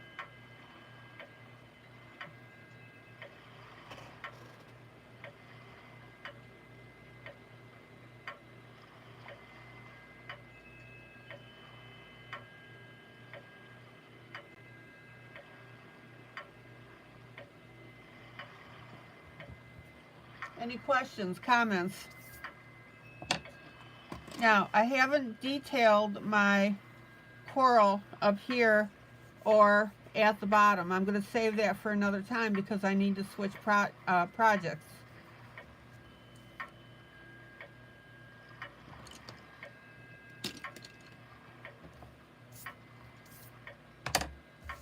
But you can see how this is starting to shape up.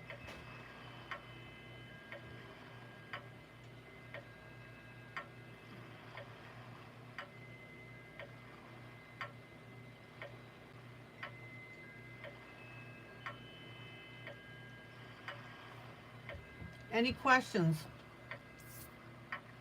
And for anybody that's new and watching this broadcast for the first time, this image is available for you to color along with me. It's a buddy color, and I supply it out of one of my books so that you can color and pace me and learn.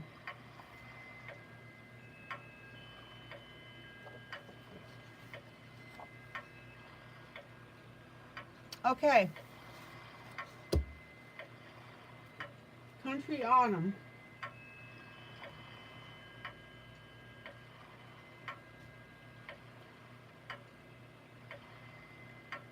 Coloring Book Cafe. Let me show you the book.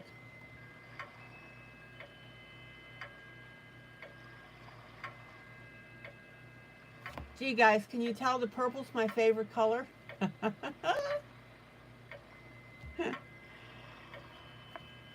Oh, jolly, that's great.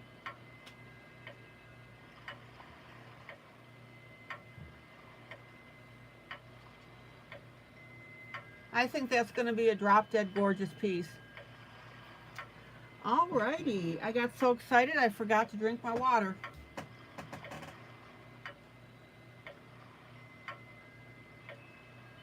Miss Darla, good night. I'm so glad you made it.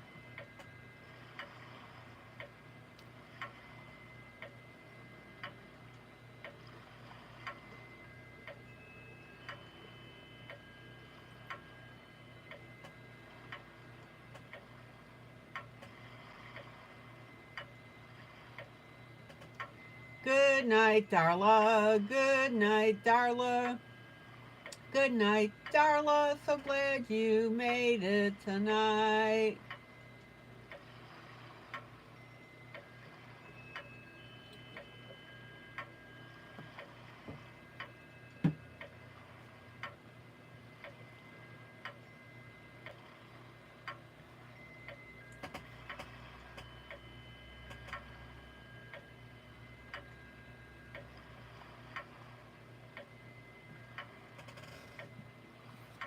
Okay.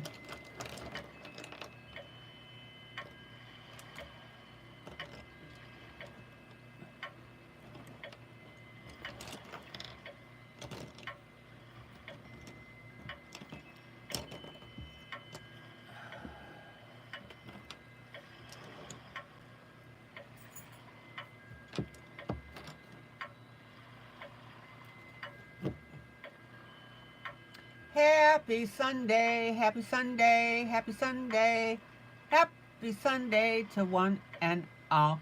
Hi, Maggie. Maggie, your timing is impeccable. I just changed projects.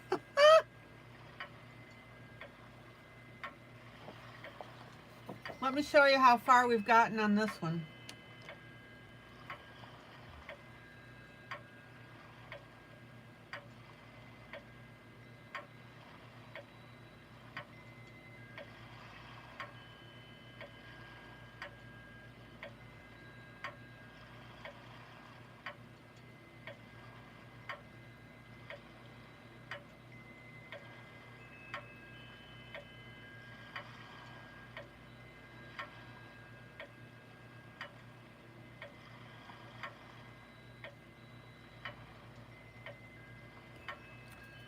I think this piece is going to be a gorgeous piece.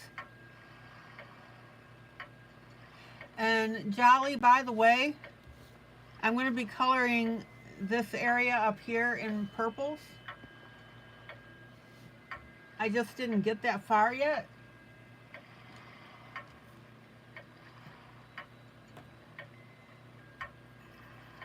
I'm just going to scribble a little purple on there.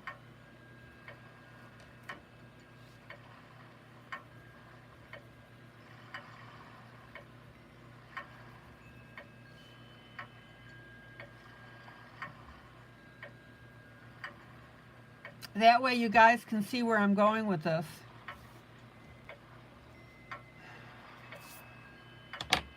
Now, if that helps you, when you guys are doing a coloring and you're trying to figure out colors, carefully scribble a little bit of the pencil color on what you're going to use.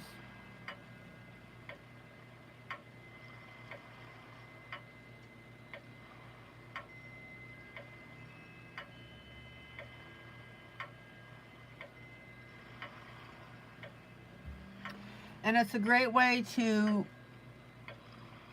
balance stuff. For example, over on this left-hand side, we've got some more areas that can be purple. So I'm going to mark those as well.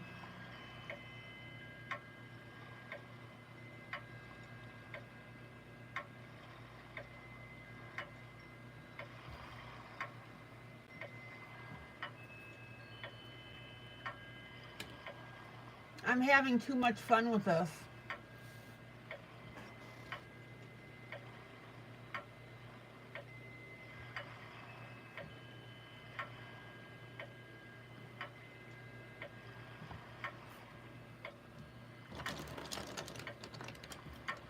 Yeah, Maggie, I asked everybody about win, lose, and draw, and everybody said draw, so nothing weird coming up.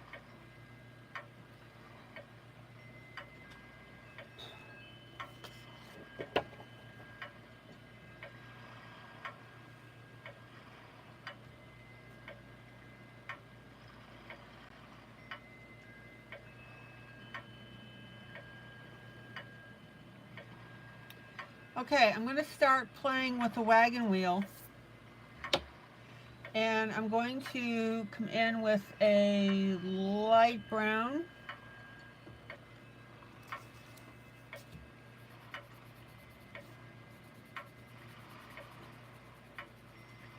And then I'll build off of that.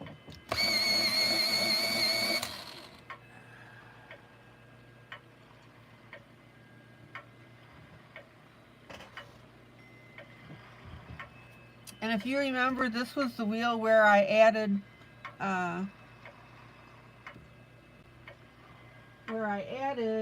lines for the outside. So I'm going to come back in with my pen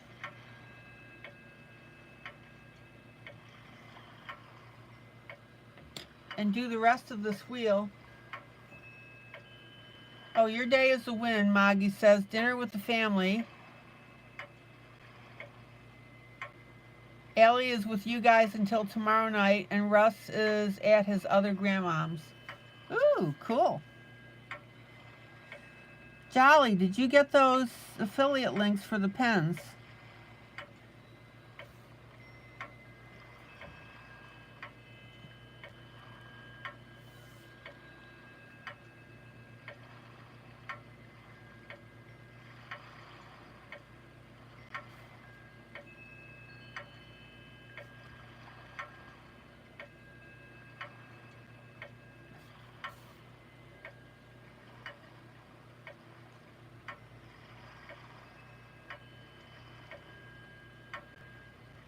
Now I'm just going to add a few more lines in black pen.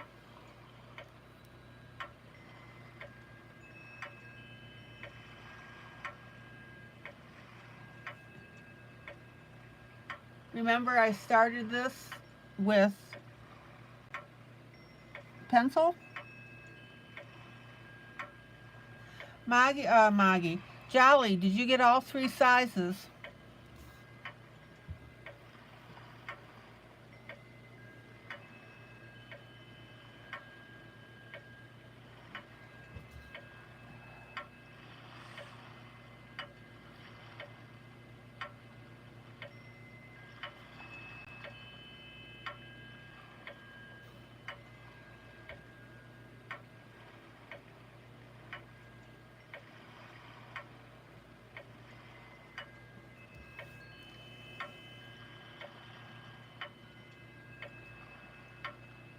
Now, Jolly, what I do is when I'm inking like this, I match the pen size to the line weight of the coloring page.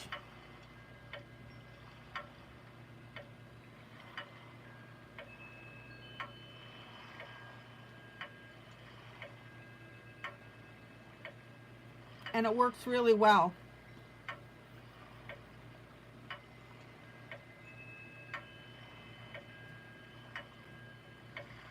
Okay, so let's start out here on this wheel.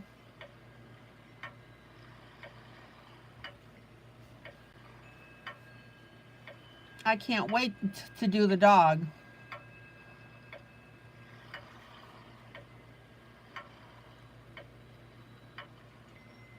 Okay, I'm going to start in the center of the wheel here just to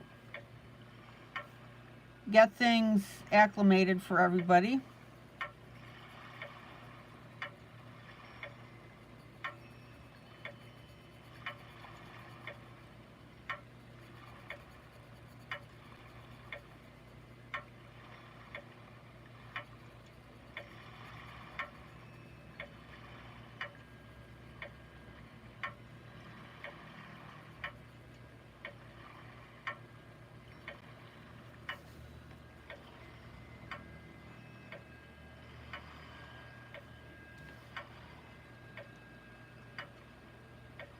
Now this wheel right here, I'm assuming this is one of the bars that goes off to it. It's a little weird. It seems to be curved.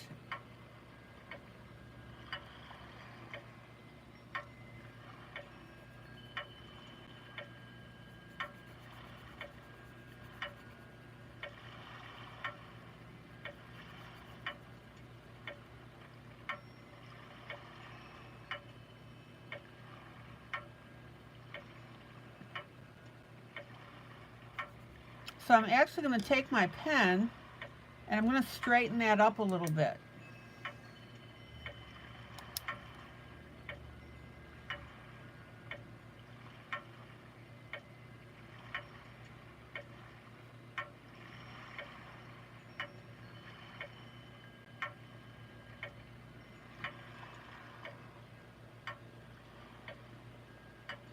And then I'm going to come back with my lightest brown.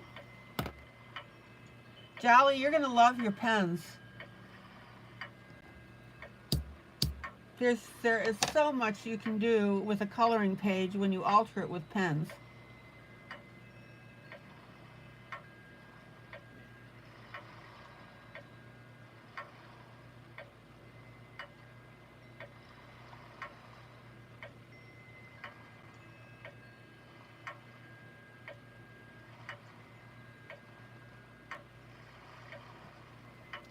Thomas, sometimes when you say hi to somebody, it doesn't necessarily mean that they're going to respond back. I read comments all the time and people say hi to each other, but the person that is receiving that hi doesn't necessarily respond back all the time.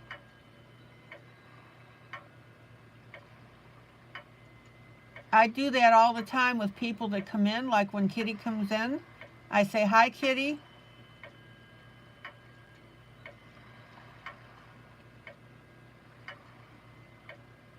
And she doesn't need to necessarily respond back.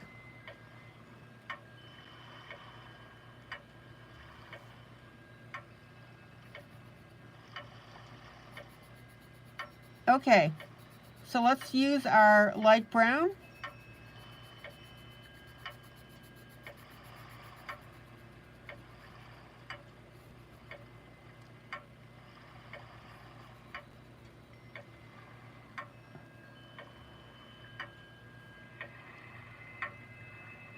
Jolly, you have the Signo White. You've never tried the Pilot brand. Okay. And Jolly, some of those pens that you're getting are refillable.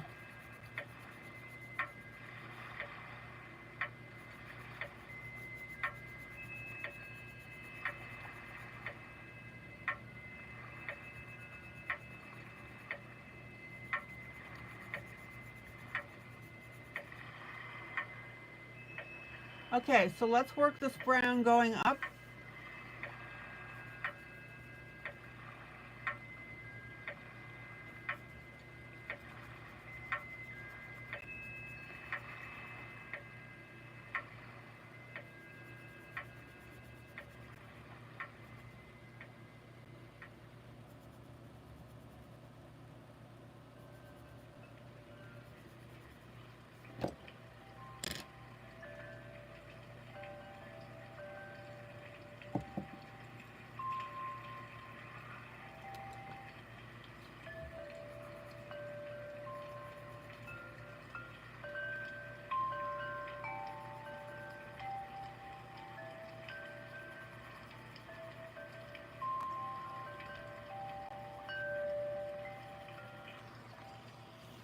Okay, now I want you to notice that at the moment,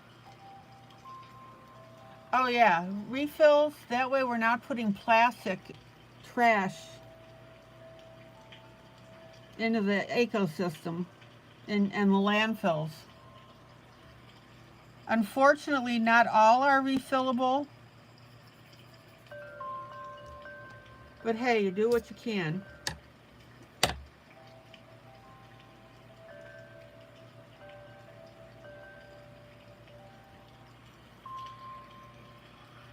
Okay.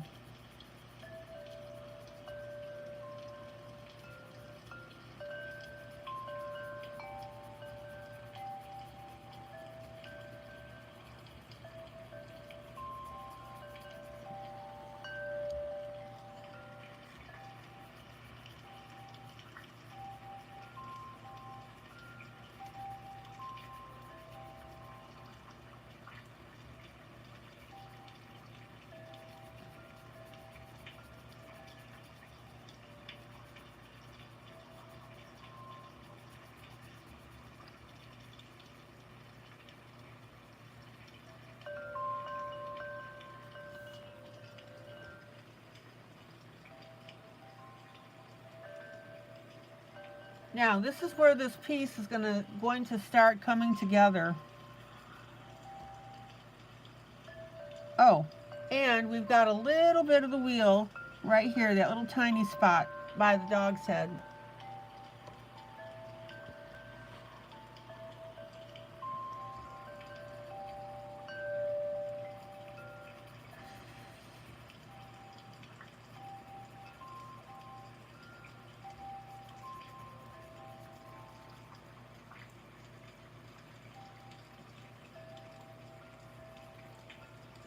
Now, I get questions, by the way, if I ever mix my metallic pencils in with my regular, and I do.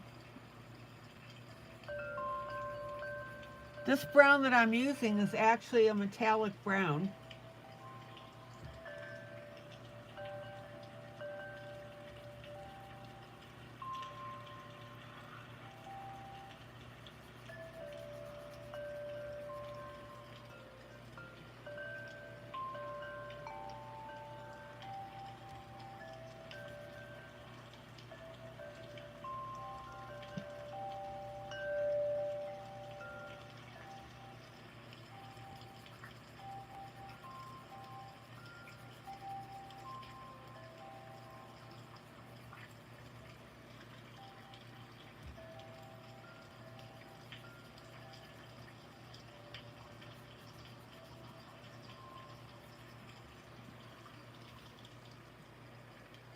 All right, let me pull out.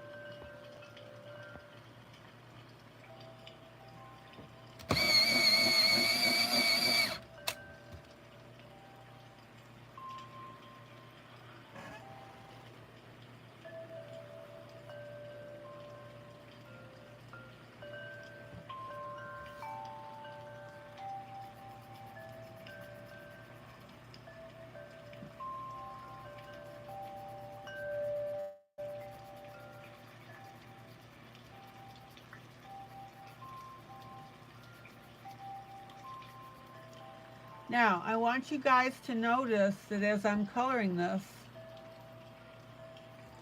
I'm not coloring fast. And that may be part of your problems with having problems with layers not being as rich as you want them. And of course, I'm turning my pencil.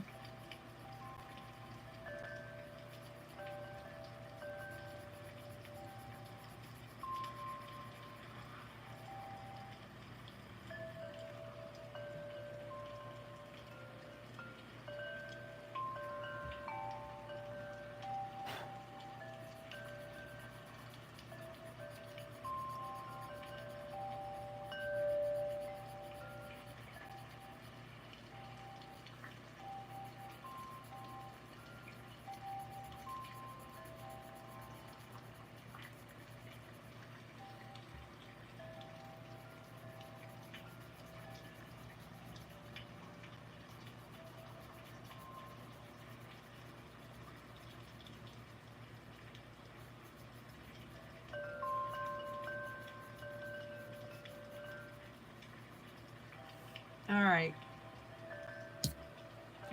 This is going to be absolutely gorgeous, I think.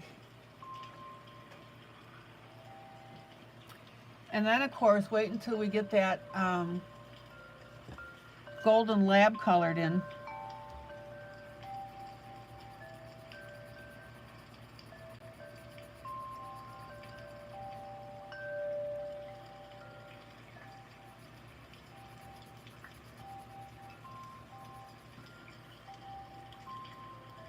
Now, when I go to do that lab, I'm going to be researching it on Google because I want to get the colors right.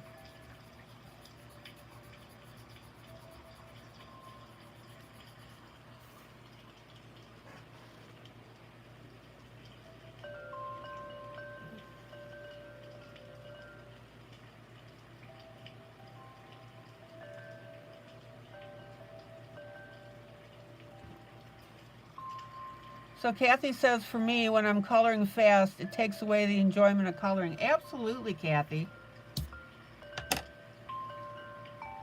Guys, when you sit down to color, You're doing it for relaxation. And if you do it fast, that's a stressor.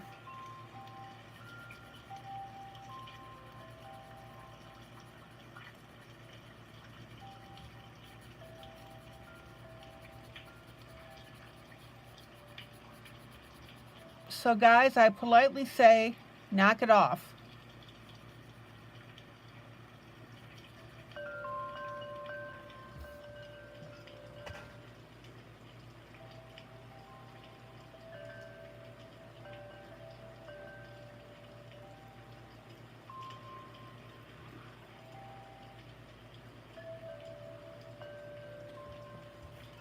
Okay, let's go around to this last spoke here.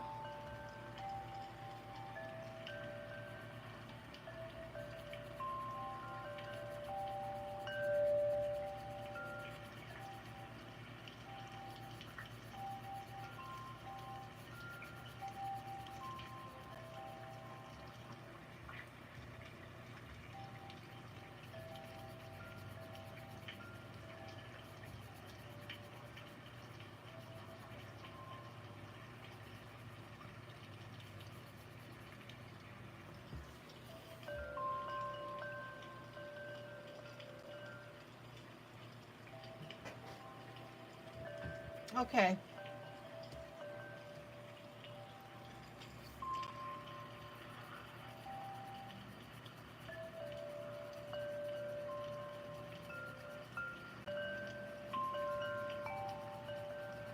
Now, you guys know I'm going to shade and shadow this wheel.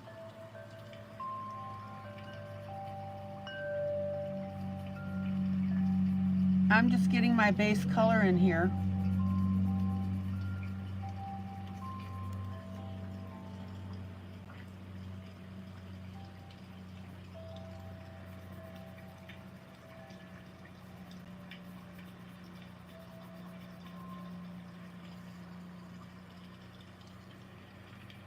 And also notice that I'm coloring these segments individually.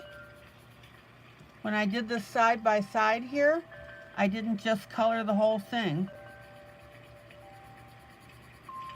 And the reason for that is when you go to shade something and create that detail where your shadows are, by doing it separately already, you can start to do that shading and shadowing. Just like I'm doing right now. It compels you to concentrate on the area that you're coloring rather than the overall. See how I'm making that a little bit darker already? It's a natural flow.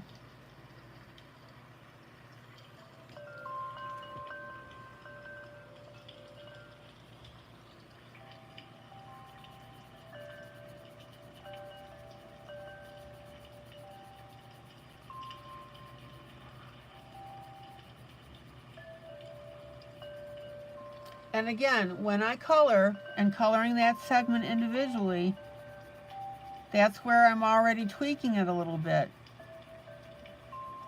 Based on the area that I'm coloring, not on the whole broad stroke.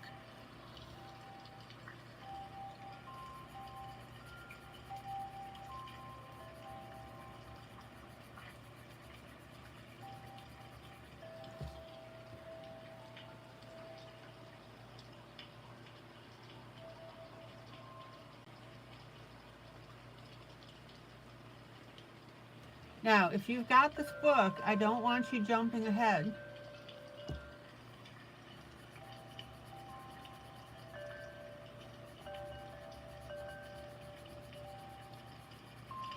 Remember, you guys have no idea what I'm going to be doing on a page, and if you jump ahead, you may ruin your chances of doing what I do.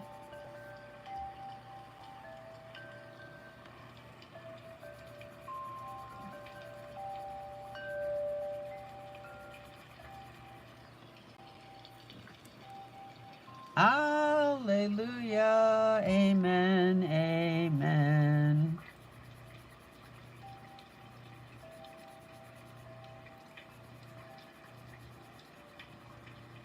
Now this is the area where I put the pencil in, and you can see that that pencil is already acting like the grayscale and is shading that wheel a little bit.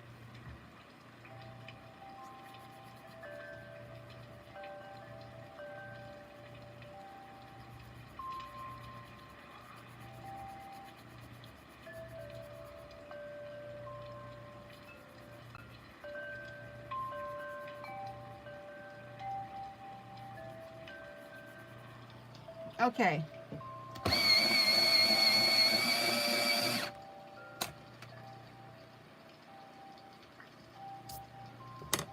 Let's go back up to the top. I'm on the underside of the wheel. It looks a little wonky at the moment because I've got the page upside down. It's just easier for me to color that way.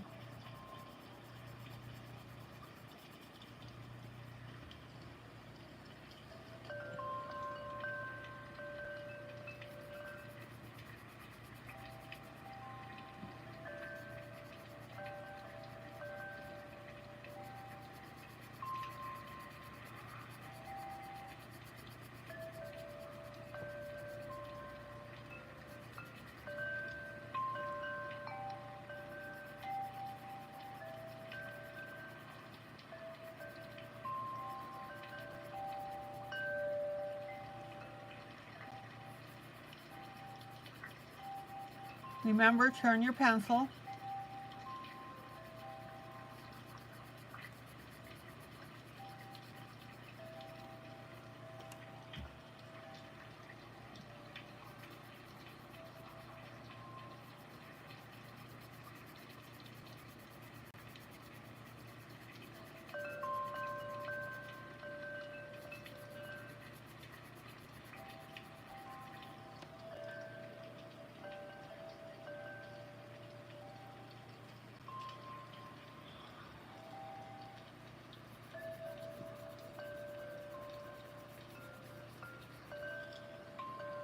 All right.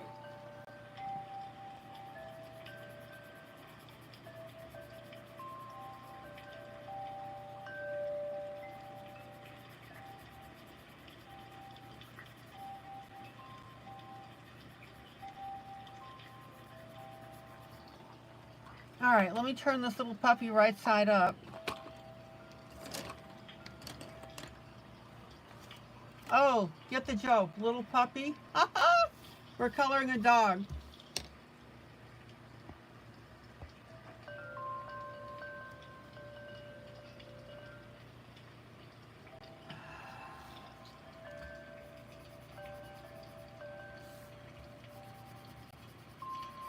All right, check out how cool that wheel is already looking.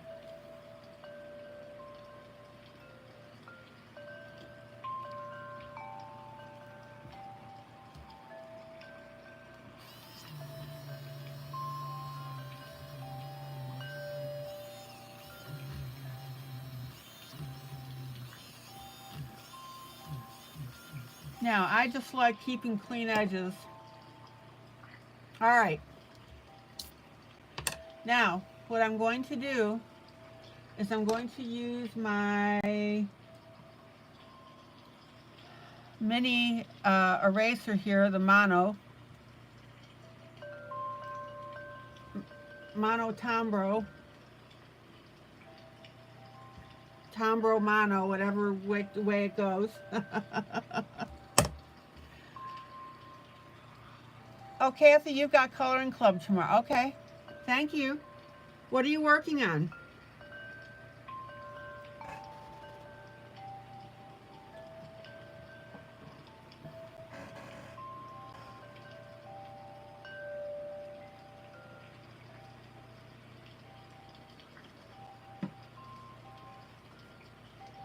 Okay.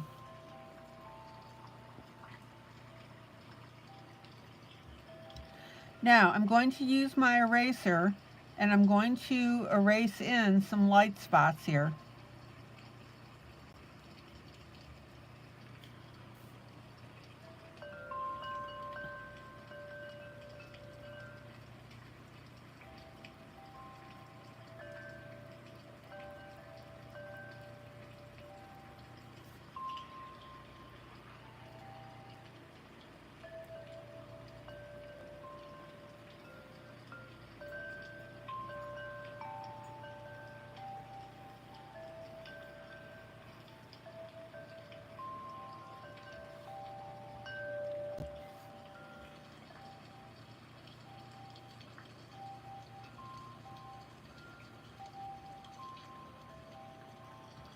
Check how cool that looks.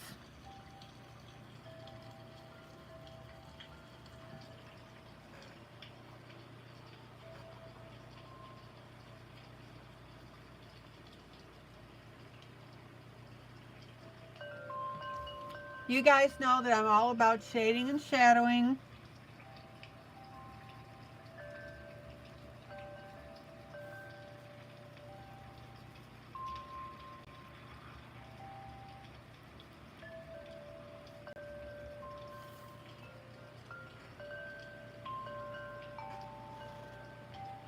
And you know that I'm all about using the eraser like you do a pencil.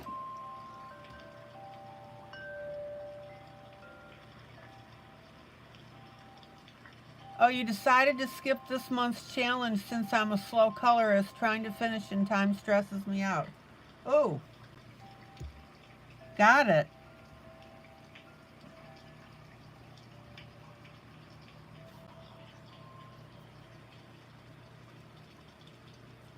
Yeah, honestly, I wouldn't want to be on a deadline for an image.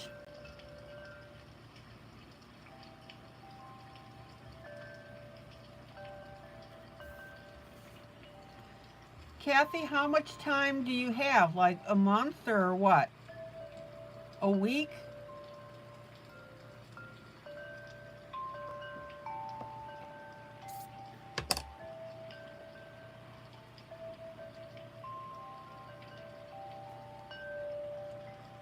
Okay, now this wheel is going to be lighter on the outside, right?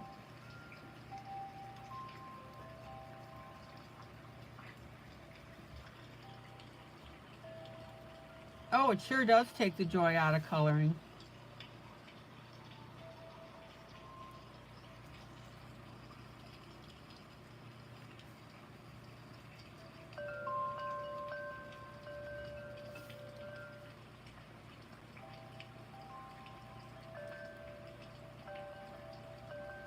Now remember, be very careful about getting into a pattern with whatever you're doing on your coloring page. So that means as I erase that out, I need to make it different. Miss Kitty, good night.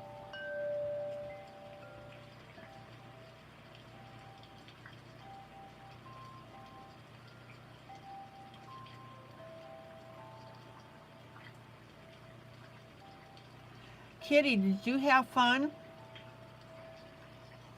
with the coloring tonight?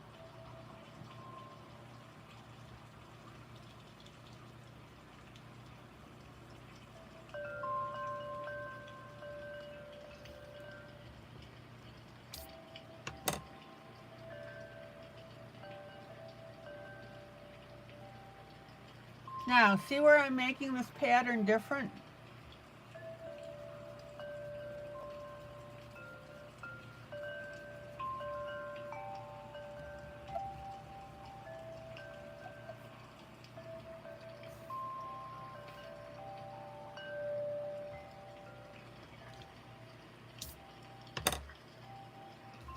I've got to erase a little bit that got on the edge.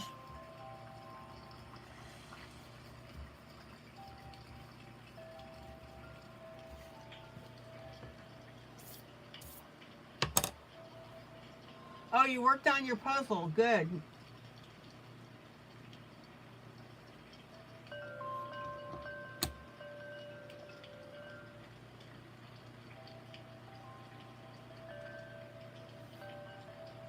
Okay, the wheel.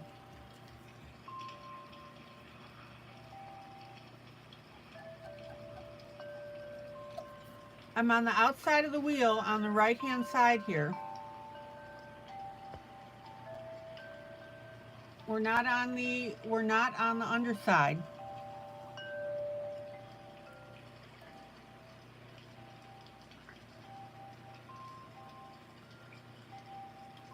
And I've gone in, and just like I did earlier, and I'm going in and erasing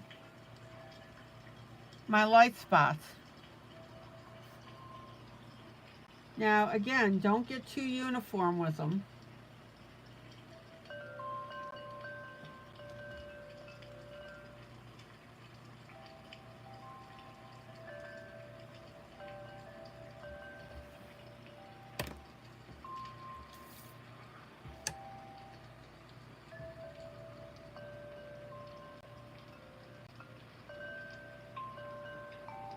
All right. Now I'm going to come in with my next brown, which is a medium brown. And I'm going to start to shade and shadow the wheel.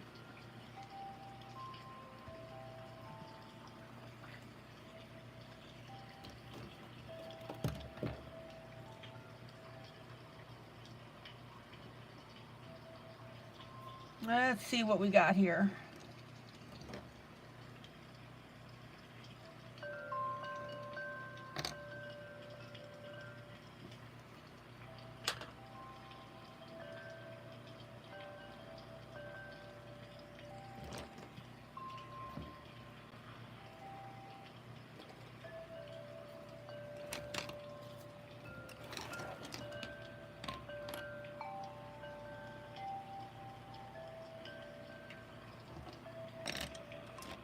All right, come to mama.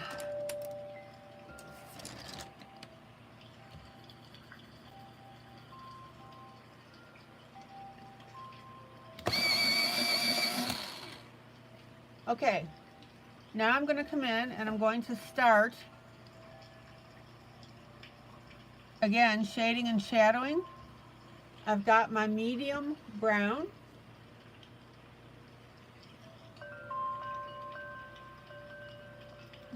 Kathy, did you see Thomas's question? How did you find your coloring club?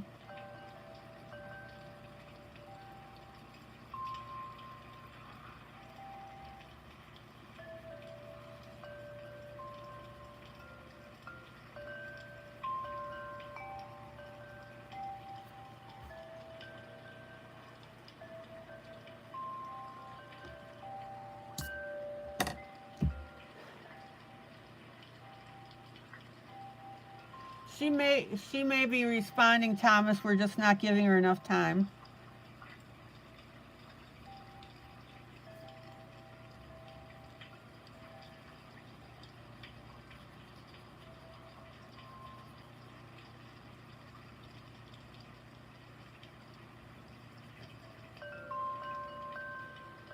All right.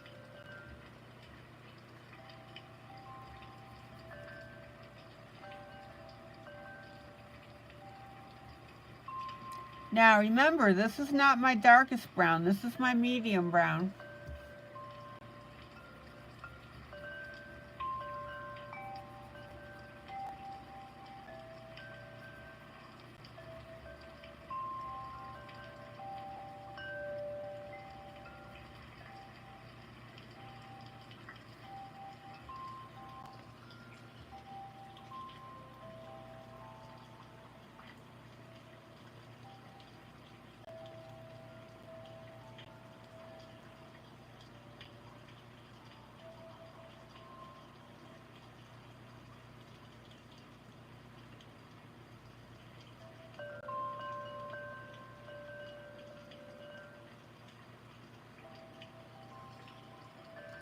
All right.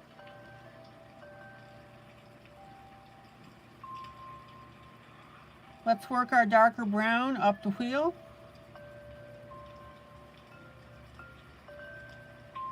And notice now that we're back into our little V area.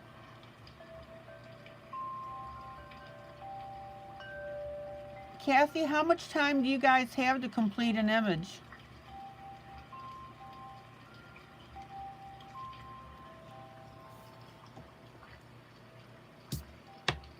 I forgot what you said. I think you said a month.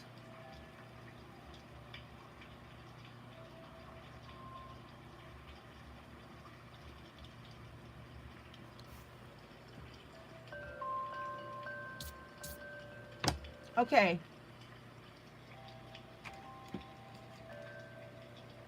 Now I'm going to come in with a darker brown.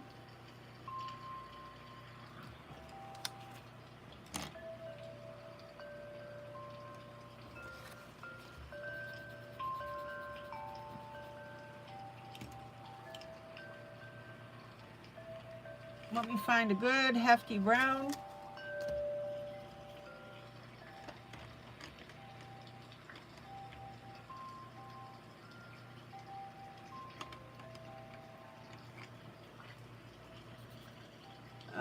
let's get a dark brown here.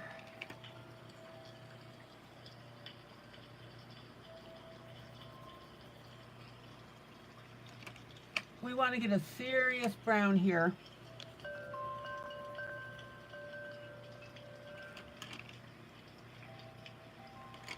Let's see.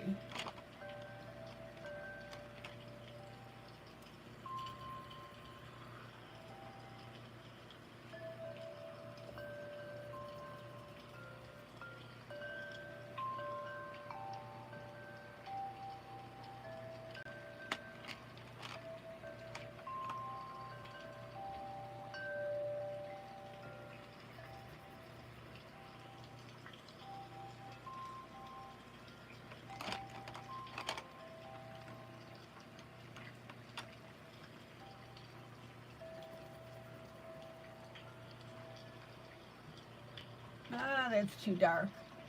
Give me a minute. Angela, good night.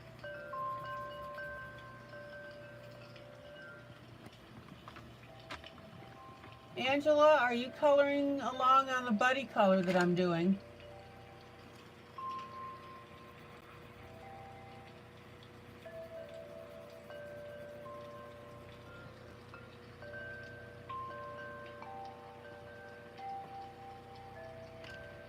Hallelujah.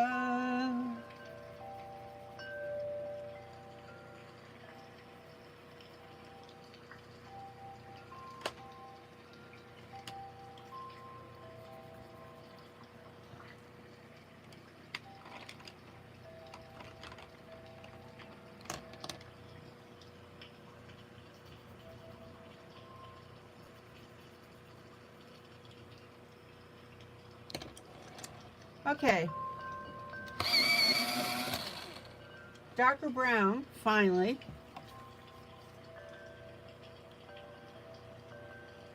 And we need to color the underside of our wheel, our darker brown, because it's what? The underside.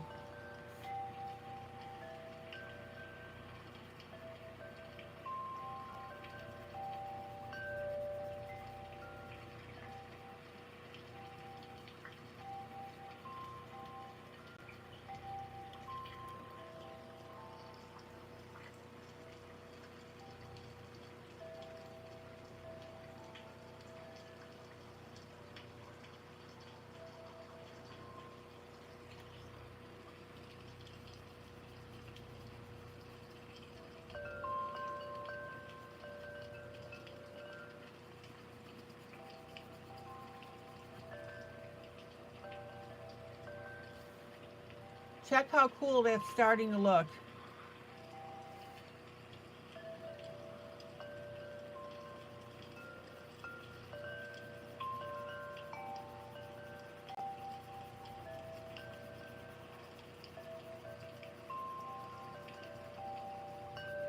Now, I'm just tinting in my darker brown. I'm not coming in full boat heavy.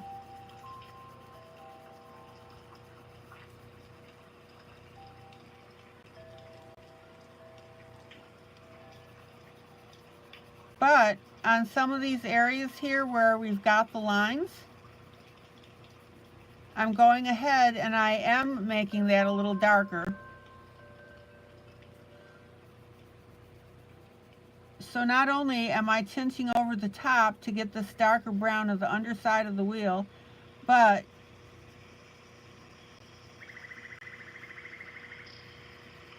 on these lines here, I'm darkening that in.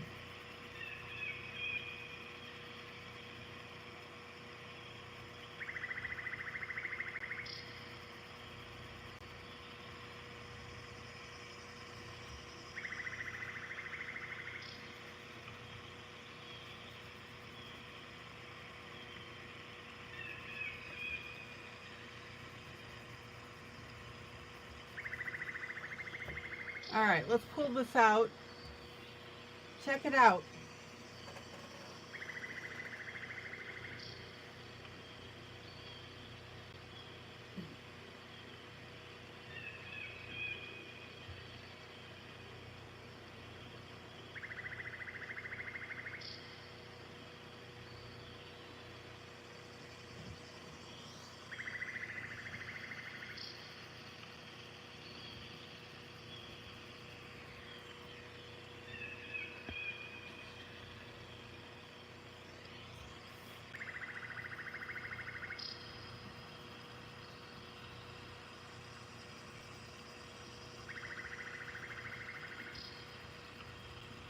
Who has this book and is coloring this with me?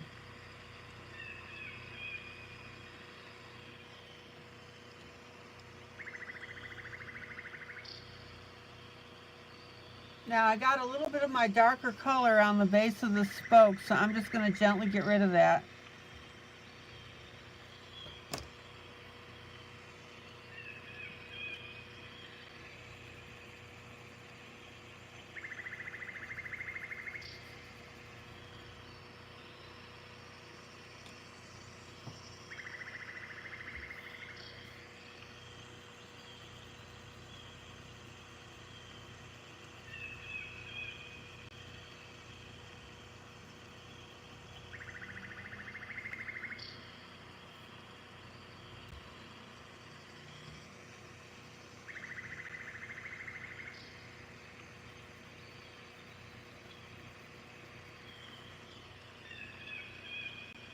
Okay.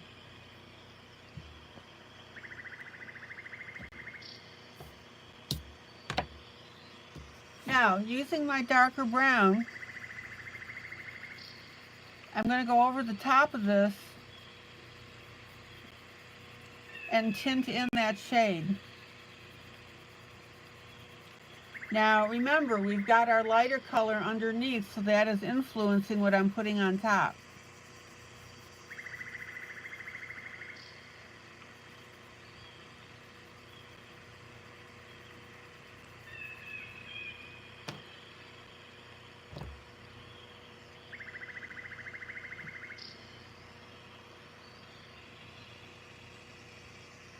Good night, Maggie.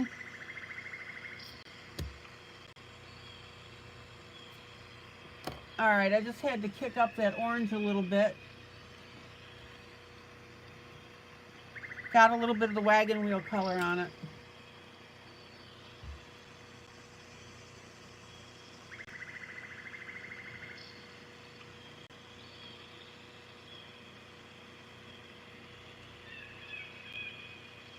All right.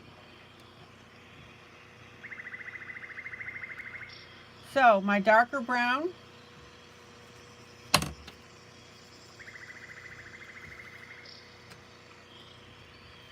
tinting over the top.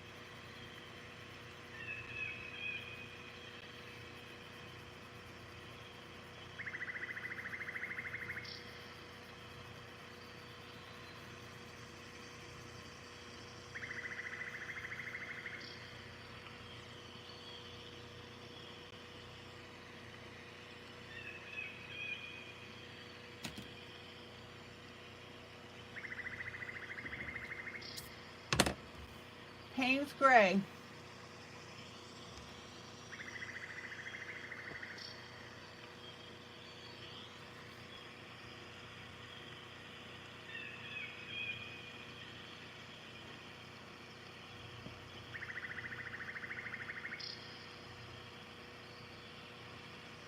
I'm shadowing in this underside. Look how cool that looks.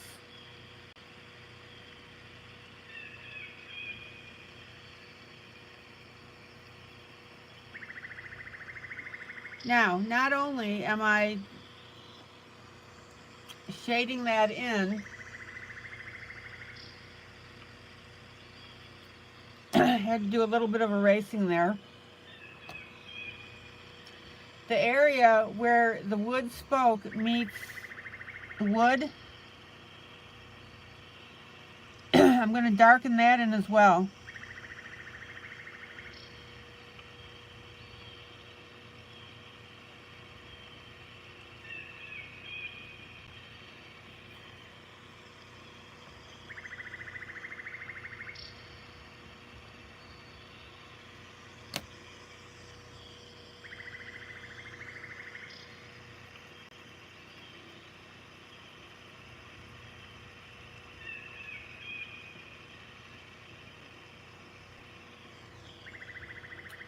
And then I'm going to come back with my darker brown and darken that area at the base as well.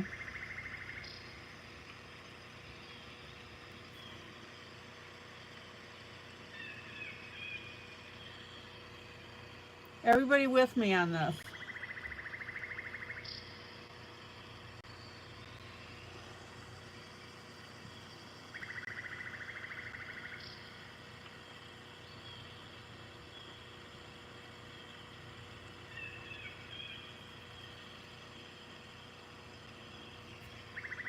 So any area where that wood touches, that spoke touches the outer rim, I'm going to put a base on here. And I'm also going to carry that Payne's Gray out a little bit.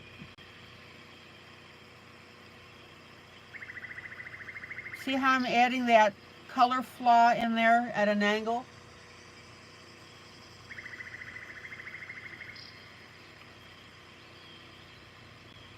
There's so much that you can do with this to make it look really cool.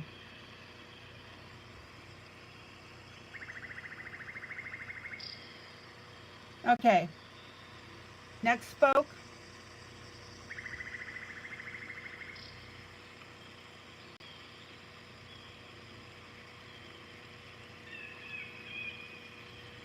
Now, on that last spoke, I'm not going to make the darkening, whoop, let me get on camera, as extensive as I did with the other two. And the reason for that is I don't want the three to look identical.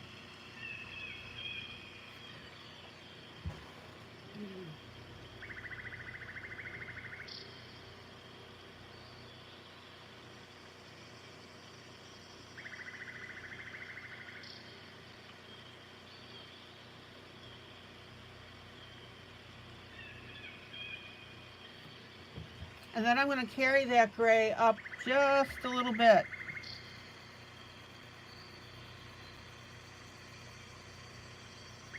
And towards the outside of the wheel. Let me pull out.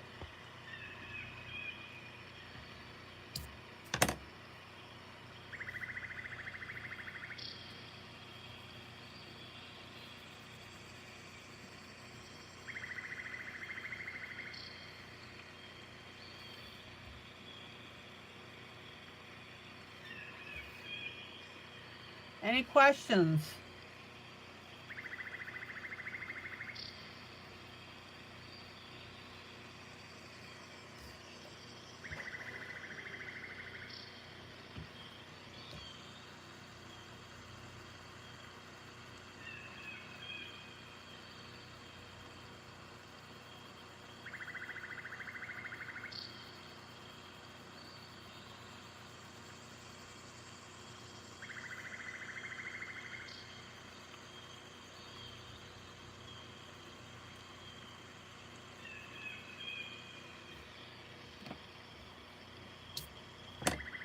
All right, let me pull out.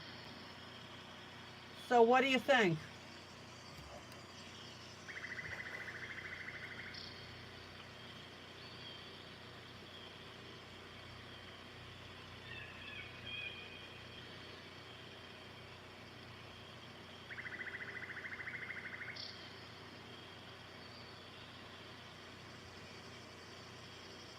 If that doesn't look rustic, I don't know what does. Okay.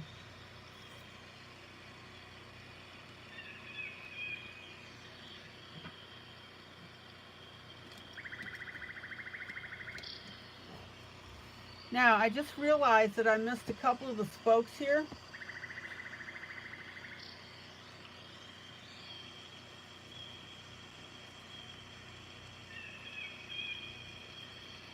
My bad, sorry.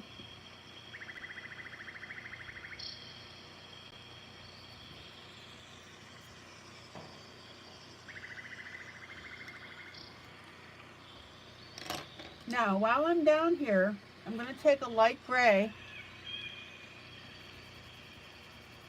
and I'm going to color this part here because I'm assuming that this is metal.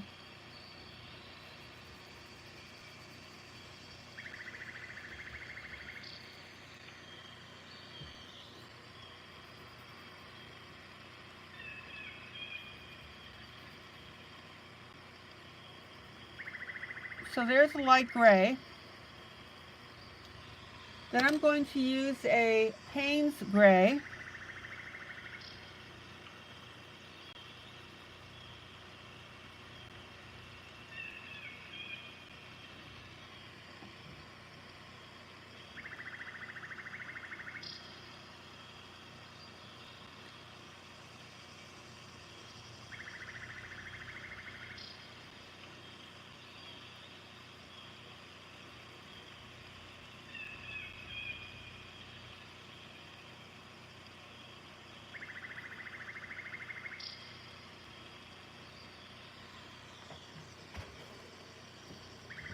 And then I'm going to take a little bit of black.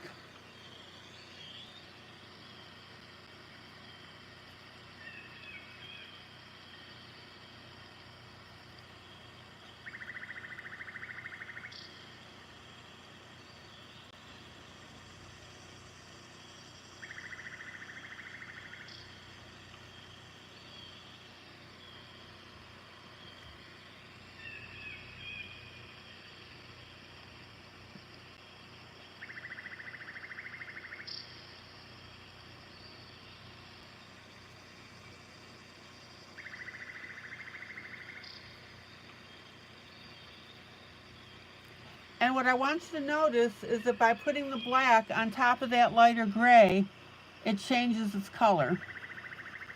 And that's exactly what I wanted. It's not going to be a pure black.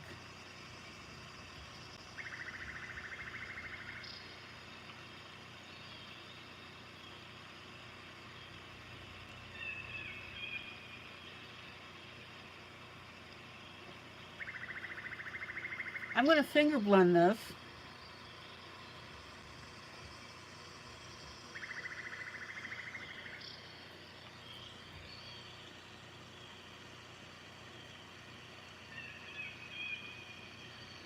I'm going to darken it at the bottom and at the edges.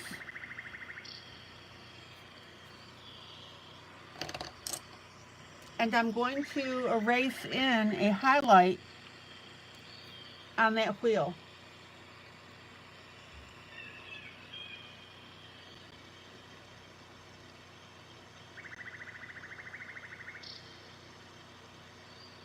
Otherwise, we don't have that dimensional look on the wheel.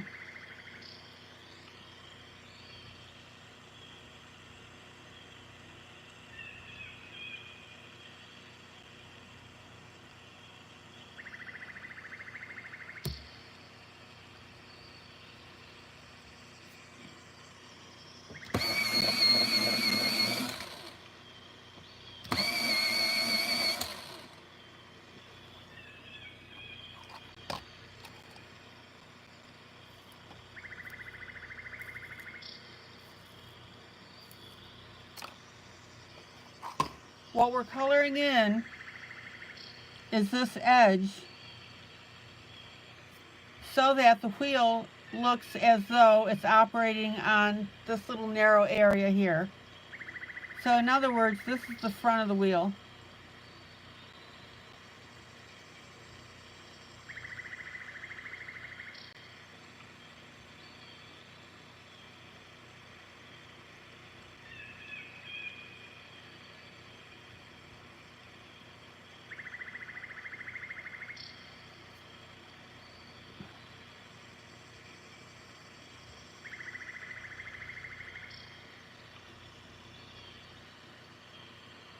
Now, I don't know about you, but I think that looks pretty cool.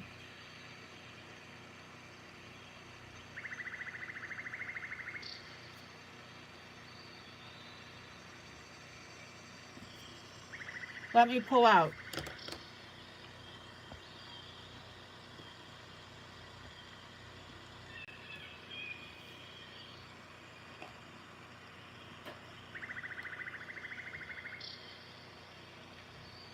Any questions?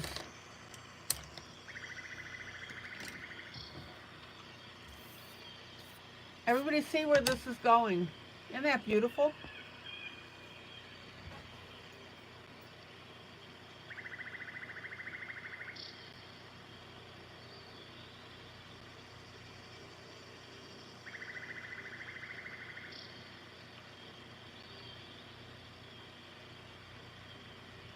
Okay, I am calling it an evening and it's time to depart.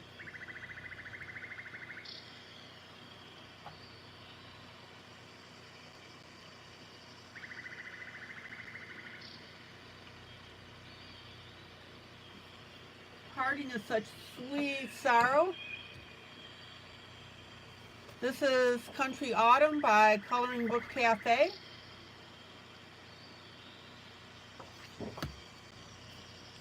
This is Be a Mermaid and Make Waves by me. It's one of my books. And I hope you can see how this is coming together. Okay, guys, this is ILene Vick for Teaching Adult Coloring with ILene Vick. Guys, joyous, joyous coloring. Love on each other. That's what we're known for. I'll see you tomorrow night, same time, same place. Guys, please be sure to hit that like arrow.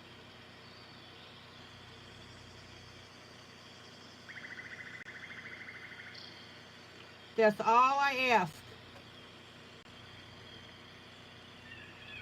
And please copy this link to your timeline.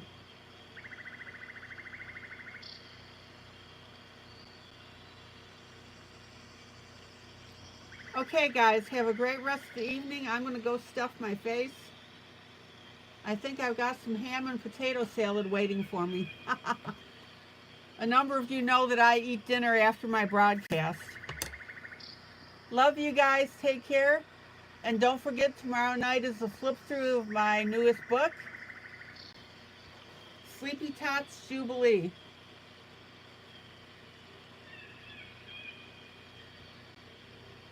All right, guys, take care. Bye.